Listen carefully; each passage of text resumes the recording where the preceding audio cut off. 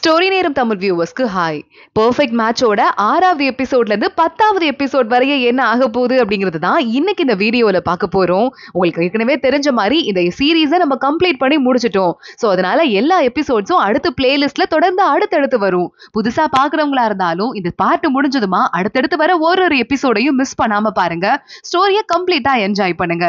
தொடர்ந்து பாக்குறவங்க டைரக்டா இப்போ அடுத்த எபிசோட்குள்ள போயிடலாம் வாங்க. எடுத்ததுமே சாயோட வீட்ல ஒரு பொண்ணை கூட்டு வந்துட்டு மேட்ச் மேக்கர் இருப்பாங்கல்ல, சாய்க்கு ஏத்த ஜோடி இந்த பொண்ணு தான். இந்த பொண்ணு எம்ப்ராய்டரிங் போடுறத பார்த்தா பட்டர்ஃப்ளைலாம் பறந்து பூ நினைச்சு பக்கத்துல வந்து உட்காந்துக்கும் அப்படின்னு புகழ ஆரம்பிக்க சாய் அப்படியா அப்படிங்கிற மாதிரி நக்கலாவே பார்த்துட்டு இருக்கான். அந்த பொண்ணு எனக்கு மாப்பிள்ள பிடிச்சிருக்கு அப்படிங்கிற மாதிரி கண்ணு வழியாவே சிக்னல் காட்டிடுறா.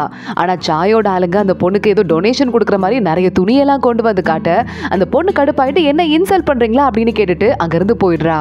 சாய் ரொம்ப கூலா மறுபடியும் வீட்டுல கிளம்ப அவங்க அம்மா பின்னாடியே வராங்க. ஏண்டா இப்படி பண்ற, உன் சொத்தை கூட அவ பார்க்கவே இல்லை, உன் மனசை தான் பார்த்து அந்த பொண்ணு கல்யாணம் பண்ணிக்கிறேன்னு சொல்றா அப்படின்னு கேட்க, இல்லையே அந்த பொண்ணுக்கு ஏற்கனவே தம்பி இருக்கு, அந்த தம்பிக்கு நல்ல பொசிஷன் கிடைக்கிறதுக்கு நான் ரெக்கமெண்ட் பண்ணணுமா, அதுக்கு தான் அந்த பொண்ணு என்ன கல்யாணம் பண்ணிக்கிறேன்னு சொல்லிக்கிட்டு இருக்கா. அது உனக்கும் தெரியும், அம்மா ஆக்டிங்க போடாத, அதுவும் இல்லாம எனக்கு கங்னியை பிடிச்சிருக்கு, அந்த பொண்ணை போய் பொண்ணு கேட்க போங்க அப்படின்னு சொல்லிட்டு சாய் நேரா கிளம்பிடுறான். அவங்க அம்மா ஹாப்பி ஆயிட்டு கங்னியா எந்த வீட்டு பொண்ணு அப்படின்னு பக்கத்துல இருக்க அசிஸ்டன்ட் கிட்ட கேட்க, ஹோட்டல் வச்சிட்டு இருக்காங்கல்ல அவங்க பொண்ணு கங்னி அப்படின்னு சொல்ல, அவ்வளவுதான் சாயோட அம்மாக்கு மயக்கமே வந்துருது. பொத்துன்னு மயங்கி கீழே விழுந்துடுறாங்க. அன்னைக்கு நைட் ஆகுது. திருப்பி பயந்துகிட்டு நம்ம ஃபூகி இருக்காளே அண்ணன் எழுப்புறா, எனக்கு எந்திரிங்க எனக்கு பயமா இருக்கு, மீதி மிச்ச கொலைக்காரங்க எது வந்துட போறாங்க, கடத்திட்டு போயிட போறாங்க, எனக்கு சீக்கிரமா பயமா இருக்கு எந்திரிங்க அப்படின்னு சொல்ல, அண்ணு தூக்கத்திலேயே இல்லம்மா அவங்க எல்லாரும் எப்பயோ பிடிச்சிட்டோம், நீ ஆனா பயந்துட்டே இருக்கணும் அப்படிங்கிறதுக்காக தான் நானும் அண்ணனும் சொல்லாம இருக்கோம் அப்படின்னு உளறிடுறான். அவள் தான் பயங்கரமா ஷாக் ஆயிடுறா ஃபூகி. இதை தெரிஞ்சுட்டு ஹன்னும் எஞ்சிடுறான். சாரி சாரி நான் தெரியாம சொல்லிட்டேன் அப்படின்னு சொல்ல ஓங்கி ஹன்னுக்கு ஒரு உத விட்டு அவனை உருள விட்டுடுறா ஃபூகி. அடுத்த நாள் காலையில ஆனதுமே அம்மா வீட்டுக்கு கிளம்பி வரா. அம்மா என்ன தெரியுமா ஆச்சு அப்படின்னு கதை சொல்றதுக்காக பார்த்தா கங்னியோட அம்மா ஏதோ மேரேஜ் ப்ரொபோசல் படிச்சிட்டு இருக்காங்க. 2 மேட்ச் மேக்கர்ஸும் வந்துட்டு இருக்காங்க. உடனே அமைதி ஆயிடுறா ஃபூகி. அம்மா என்னம்மா ஆச்சு அப்படின்னு கேட்க, இல்ல கங்னிய பொண்ணு கேட்டு வந்திருக்காங்கன்னு சொல்ல, கங்னிய பொண்ணு கேட்டா நல்ல பொண்ணு தான் கேட்டு வந்திருக்கீங்க. அம்மா எந்த வீட்டு சம்பந்தம் அப்படின்னு கேட்க, சாய் வீட்டுல இருந்து வந்திருக்கு அப்படின்னு சொல்ல, என்னது சாயா அப்படின்னு பயங்கரமா இவ ஷாக் ஆயிடுறா. உண்மையாவே வாமா அப்படின்னு ஷூஹ்வா வேற இது மாதிரி டவுட்டா பார்த்துட்டு இருக்கா. இல்லங்க நிறைய பேருக்கு சரியில்லாத ஜோடி அமைஞ்சு போயிடும், ஹெல்தியா இருக்க பொண்ணுக்கு வீக்கா உடம்பு முடியாத இருக்கிற பையனை கூட நாங்க பார்த்து கல்யாணம் பண்ணிருக்கோம், ஆனா இந்த மாதிரி ஒரு பக்காவான ஜோடியை நாங்க பார்த்ததே இல்லை, நாங்க வந்து மேட்ச் மேக்கிங் பண்ணதுல இதுதான் பெஸ்ட் ஜோடி அப்படின்னு அவங்களும் சொல்லிக்கிட்டு இருக்காங்க. ஷூஹ்வா ஒரு மாதிரி பார்த்துட்டு சோகமாயிடுறா. இங்க கொஞ்சம் நேரத்துக்கு அப்புறமா நம்ம கங்னி வரா. என் பொண்ணுக்கு இப்படி ஒரு அதிர்ஷ்டம் கிடைச்சிருச்சு, உண்மையாவே வா கங்னி அவ்வளவு அதிர்ஷ்டக்காரியா அப்படின்னு அவங்க அம்மா மாறி மாறி பேசிட்டு இருக்க, என்னது சாய் பொண்ணு கேட்டு வந்துட்டு இருக்கானா, இதுல ஏதாவது உள்குத்து இருக்குமோ அப்படின்னு கங்னிக்கு லைட்டா டவுட் வந்துருது. நேரா அங்கிருந்து கிளம்பி வெளியே போலாம் அப்படின்னு பார்த்தா நம்ம சாய் வாசல்லே நின்னுக்கிட்டு இருக்கான். கங்னி டோரை க்ளோஸ் பண்றதுக்கு ட்ரை பண்றா. சாய் சொல்றான், ப்ளீஸ் ப்ளீஸ் நான் சொல்றது கொஞ்சம் நேரம் கேட்டு போ, நீ ஏன் வந்து ஓகேவே சொல்லல, இன்னும் எங்க அம்மா தான் உங்களுக்கு பத்திரிக்கை அமிச்சாங்கல்ல அப்படின்னு சொல்ல, கங்னி பார்த்துட்டு நான் உன்னை அடிச்சிருக்கேன், திட்டிருக்கேன், மேல தண்ணி எல்லாம் கொட்டி அவமானப்படுத்திருக்கேன், அதுக்காக நீயும் என் மேல ஏதாவது ட்ரிக்ஸ் ஏதாவது யூஸ் பண்றியா அப்படின்னு கேட்க, நானும் தான் அதே மாதிரி உன்கிட்ட பண்ணிருக்கேன், அதெல்லாம் விடு, ஆனா நீ பண்ற சேஷ்டையோட உன்னோட அறிவு எனக்கு ரொம்ப பிடிச்சிருக்கு, அதனால உன்னை கல்யாணம் பண்ணிக்க ஆசைப்படுறேன் அப்படின்னு சொல்ல, நீ என்ன சொன்ன என் அக்கா கிட்ட, பொண்ணுங்களுக்கு பொறாம இருக்க கூடாது அப்படின்னு சொல்லிட்டு என் அக்காவை இன்சல்ட் பண்ணதானே அப்படின்னு கேட்க, அதுக்கு உங்க அக்காவை வேணா கூட்டு வா, அவங்க காலில் விழுந்து நான் மன்னிப்பு கேட்டுடுறேன், நான் சொன்னது தப்பு தான், அவங்க வந்து அவங்க அம்மா சொன்னதை கேட்டு நான் அப்படியே சொல்லிட்டேன், என்னை மன்னிச்சிரு அப்படின்னு சொல்லிட்டு வேகமா நம்ம சாய் சொல்லிக்கிட்டு இருக்கான்.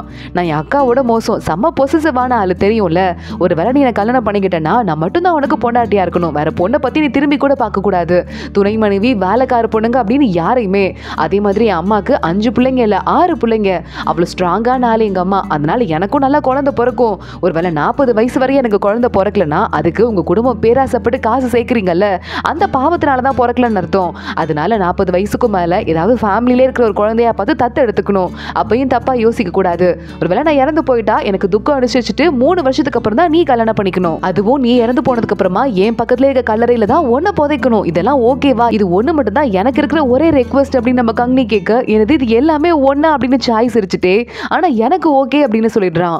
ஓகேவா அப்படின்னு கங்னி பார்த்துட்டு இருக்க, எனக்கு ஒரு ரெக்வெஸ்ட் இருக்கு, எங்க வீட்டுக்கு வரப்போற மருமக ரொம்ப ஸ்ட்ராங்கா அறிவாளியா ரொம்ப நல்ல பொண்ணா இருக்கணும், அந்த மாதிரி இருக்கதோட என் மனசுக்கும் ரொம்ப பிடிச்ச பொண்ணா இருக்கணும், உன் ஒருத்தியால மட்டும் தான் அந்த மாதிரி இருக்க முடியும், ஸோ நீ என்ன கல்யாணம் பண்ணிக்கிறதுக்கு ஓகே சொல்லிடு அப்படின்னு சொல்லிட்டு, அது மட்டும் இல்லாம இந்த உலகத்திலே என்னை விட உன்னை யாரும் அதிகமா லவ் பண்ணிட முடியாதுன்னு சொல்ல, கங்னி பாக்குறா, எங்க பழைய வீட்டுல ஊர்ல இருக்கிற வீட்டுல ஒரு பீச் மரம் இருக்கு, அது மரத்துல உச்சியில இருக்கிற கிளைய உடனே எனக்கு பிரிச்சுட்டு வா, அப்படி மட்டும் நீ எடுத்துட்டு வந்துட்டேன்னா நான் உன்னை கல்யாணம் பண்ணிக்கிறேன் அப்படின்னு சொல்ல, சாய் பல்ல அவளை காட்டிட்டே அங்க இருந்து போயிட்டு இருக்கான்.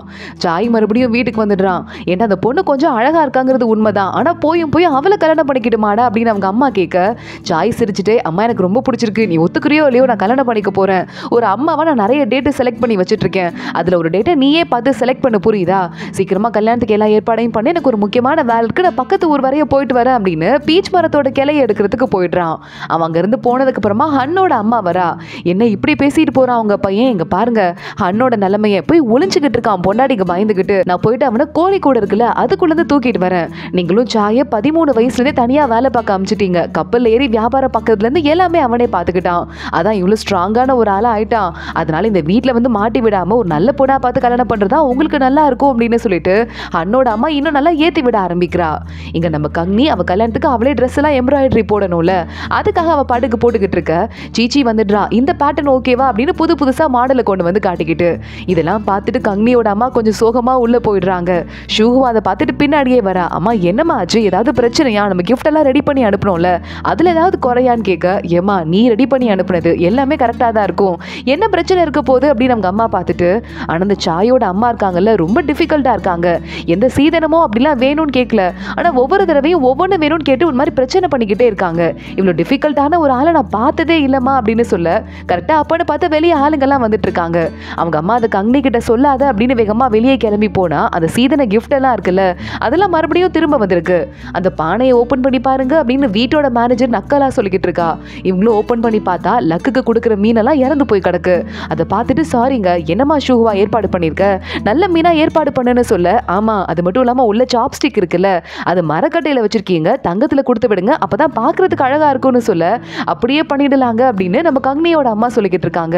கங்னி அந்த பக்கமா வந்துடுறா. சைடுல நின்று எல்லாத்தையும் கேட்டுறா. அவளுக்கு ஒரு மாதிரி ஷாக்கிங்கா இருக்கு. அன்னைக்கு நைட் ஆகுது. கங்னியோட அம்மா அவங்க அண்ணனோட ட்ரெஸ் இருக்குல்ல அதை எடுத்து வச்சுட்டு ஒரு பாறையில போட்டுட்டு, அவங்க அண்ணன் பேரு ஃபானா. ஃபான் நீ எங்கடா எங்க விட்டு போன, நீ ஆத்தோட போன, நீ எங்கேயாவது போயிருப்ப, திருப்பி எங்க கூட வந்துருவ அப்படிங்கிற ஒரு நம்பிக்கையிலேயே நான் வாழ்ந்துட்டு இருந்தேன், ஆனா இத்தனை வருஷம் ஆயிடுச்சு உன்னை காணோம், நீ உண்மையாவே என்னை விட்டு போயிட்டு போல, அம்மாவை விட்டு போயிட்டால அதுக்கு உனக்கு தண்டனை இருக்கு அப்படின்னு கையில செருப்படுத்து அந்த ட்ரெஸ்ஸை அடின்னு அடிக்கிறாங்க. அப்புறம் அவங்களுக்கே மனசு கஷ்டமாயிடுது. உன்னை அடிக்கணும்னு நினைச்சு அடிக்கல செல்லும், நீ மட்டும் இருந்திருந்தா ஒரு ஆம்பளை இருக்குன்னு சொல்லிட்டு நான் இந்த வீட்டுல எவ்வளவு கெத்தா இருந்திருப்பேன் தெரியுமா, இந்த உலகம் ஆம்பளைங்க இல்லாத வீட ரொம்ப மட்டமா பாக்குது, என்னால தாங்கிக்கவே முடியல, மற்ற வீட்டுல எல்லாம் பொம்பளை பிள்ளைங்களை எப்படி வளர்க்குறாங்க, ஆனா நம்ம எப்படி வளர்த்து வச்சுட்டு இருக்கோம், பிள்ளைங்களுக்கு என்னைக்குமே ஒரு நிம்மதியே இல்லை, எப்பயுமே ஒரு பயம் மட்டும்தான் இருந்திருக்கு அப்படின்னு சொல்லிட்டு, நான் ரொம்ப உன்னை மிஸ் பண்றேன்டா செல்லம் அப்படின்னு அவங்க அம்மா அந்த ட்ரெஸ்ஸை கட்டி பிடிச்சிட்டு அழ ஆரம்பிக்கிறாங்க. என் பொண்ணுங்களுக்கு நல்ல வாழ்க்கை அமைஞ்சா போதும், வேற எதுவும் வேண்டாம் அப்படின்னு சொல்லிட்டு கங்னி எல்லாத்தையும் விட்டு கேட்டுடுறா. அவளும் சைடு நின்று பயங்கரமா அழ ஆரம்பிக்கிறா. இங்க அடுத்த நாள் காலையில மறுபடியும் கங்னியோட அம்மா ஷூஹுவா ஃபூஹி 3 பேருமா சேர்ந்து சாயோட அம்மாவை பார்க்கறதுக்கு போயிட்டு எல்லாமே மறுபடியும் ரெடி பண்ணிட்டேங்க, பக்காவா இருக்கு அப்படின்னு சொல்ல, மத்த எல்லாமே ரெடி ஆயிடுச்சு, ஆனா ஆள் தான் சரியில்லை அப்படின்னு அவங்க அம்மா ஒரு மாதிரி சொல்லிட்டு ஷூஹுவாவை பாக்குறாங்க. ஹன்னோட அம்மாவும் திரும்பி அவளையே பார்த்துட்டு இருக்காங்க. என்ன சொல்றீங்க ஒன்னும் புரியலையே, இந்த காஃபியை குடிங்க அப்படின்னு கங்னியோட அம்மா காஃபியை நீட்டிக்கிட்டே இருக்க, ஆனா அந்த சாயோட அம்மா அதை வாங்கிக்கவே இல்லை. ஒரு மாதிரி அப்படியே அமைதியா பார்த்துக்கிட்டே இருக்க, இல்ல என்னதான் இருந்தாலும் எங்க கிட்ட சொல்லிட்டீங்கன்னா கொஞ்சம் வெளிப்படையா தெரியும் அப்படின்னு ஃபூஹி சொல்றா. இல்லம்மா சீதனத்தெல்லாம் ஏற்பாடு பண்றது யாருமா பண்ணணும், நல்ல மங்களகரமான ஒரு பொண்ணு பண்ணணும், ஆனா உங்க வீட்டுல சின்ன வயசுலயே கல்யாணம் ஆயிட்டு புருஷன் இறந்து போயிட்டு இருக்கான் ஷூஹுவா, அந்த பொண்ணு ஏற்பாடு பண்ணி கொடுக்குறா, இந்த கல்யாணம் விளங்குமா அப்படின்னு கேட்க ஃபூஹி சண்டை போட்டதுக்கு போயிட்டு இருக்கா. ஷூஹுவா வாயை மூடு அப்படின்னு சொல்ல, கரெக்டா அந்த நேரம் பார்த்து கங்னி உள்ள வந்துடுறா. சரிங்க இதுக்கும் மேல இந்த கல்யாணம் நடக்கும்னு எனக்கு ஐடியாவே கிடையாது, நானும் பொறுமையா பொறுத்து பார்த்தேன், என் அக்கா இருக்கால ஷூஹுவா 15 வயசுலயே டிபி இருக்கிற ஒரு ஆளுக்கு எங்க அக்காவை ஃபோர்ஸ் பண்ணி கல்யாணம் பண்ணி வச்சுட்டாங்க, எனக்கு இருக்கிற ஒவ்வொரு திறமையும் என் அக்கா சொல்லி கொடுத்து வளர்ந்தது, என் குடும்பத்தை ஒட்டு மொத்தமா என் அக்கா பாத்துக்கிட்டா, அவதான் எங்க குடும்பத்தோட பெரிய சொத்தை, அவளுக்கு ஒரு அசிங்கம் அப்படின்னா அதை தாங்கிக்கிறதுக்கு சக்தி எங்க யாருக்கும் கிடையாது, அவளை விட எங்களுக்கு பெஸ்ட்ங்கிறது யாரும் கிடையாது, இந்த கல்யாணத்தை இப்பயோட நிறுத்திடலான்னு சொல்லிட்டு கங்னி அவங்க அம்மாவையும் அக்காவையும் இழுத்துட்டு அங்கிருந்து கிளம்பி போயிடுறா. இந்த பொண்ணுக்கு எவ்வளவு திமிரு பாரு அப்படின்னு உள்ள பேசிக்கிட்டு இருக்காங்க. கரெக்டா அப்பன்னு பார்த்து நம்ம சாய் வந்துட்டு இருக்கான். நீ கேட்ட மாதிரியே நான் அந்த பிரான்ச் உச்சியில போய் எடுத்துட்டு வந்துட்டேன் அப்படின்னு கண்ணாடி பாட்டிலுக்குள்ள அதுல ஜுவல்லரி எல்லாம் போட்டு அலங்காரம் பண்ணியிருக்கான். கையெல்லாம் அவனுக்கு கீரலா இருக்கு, அதை காட்டிக்கிட்டு இருக்கான். ஃபூஹியும் நானும் என் அக்காவையும் அம்மாவையும் பார்க்க போறேன் அப்படின்னு கிளம்பி வந்துட்டு, வா போலாம் அப்படின்னு வெளியே வந்து கூப்பிட்டு இருக்க.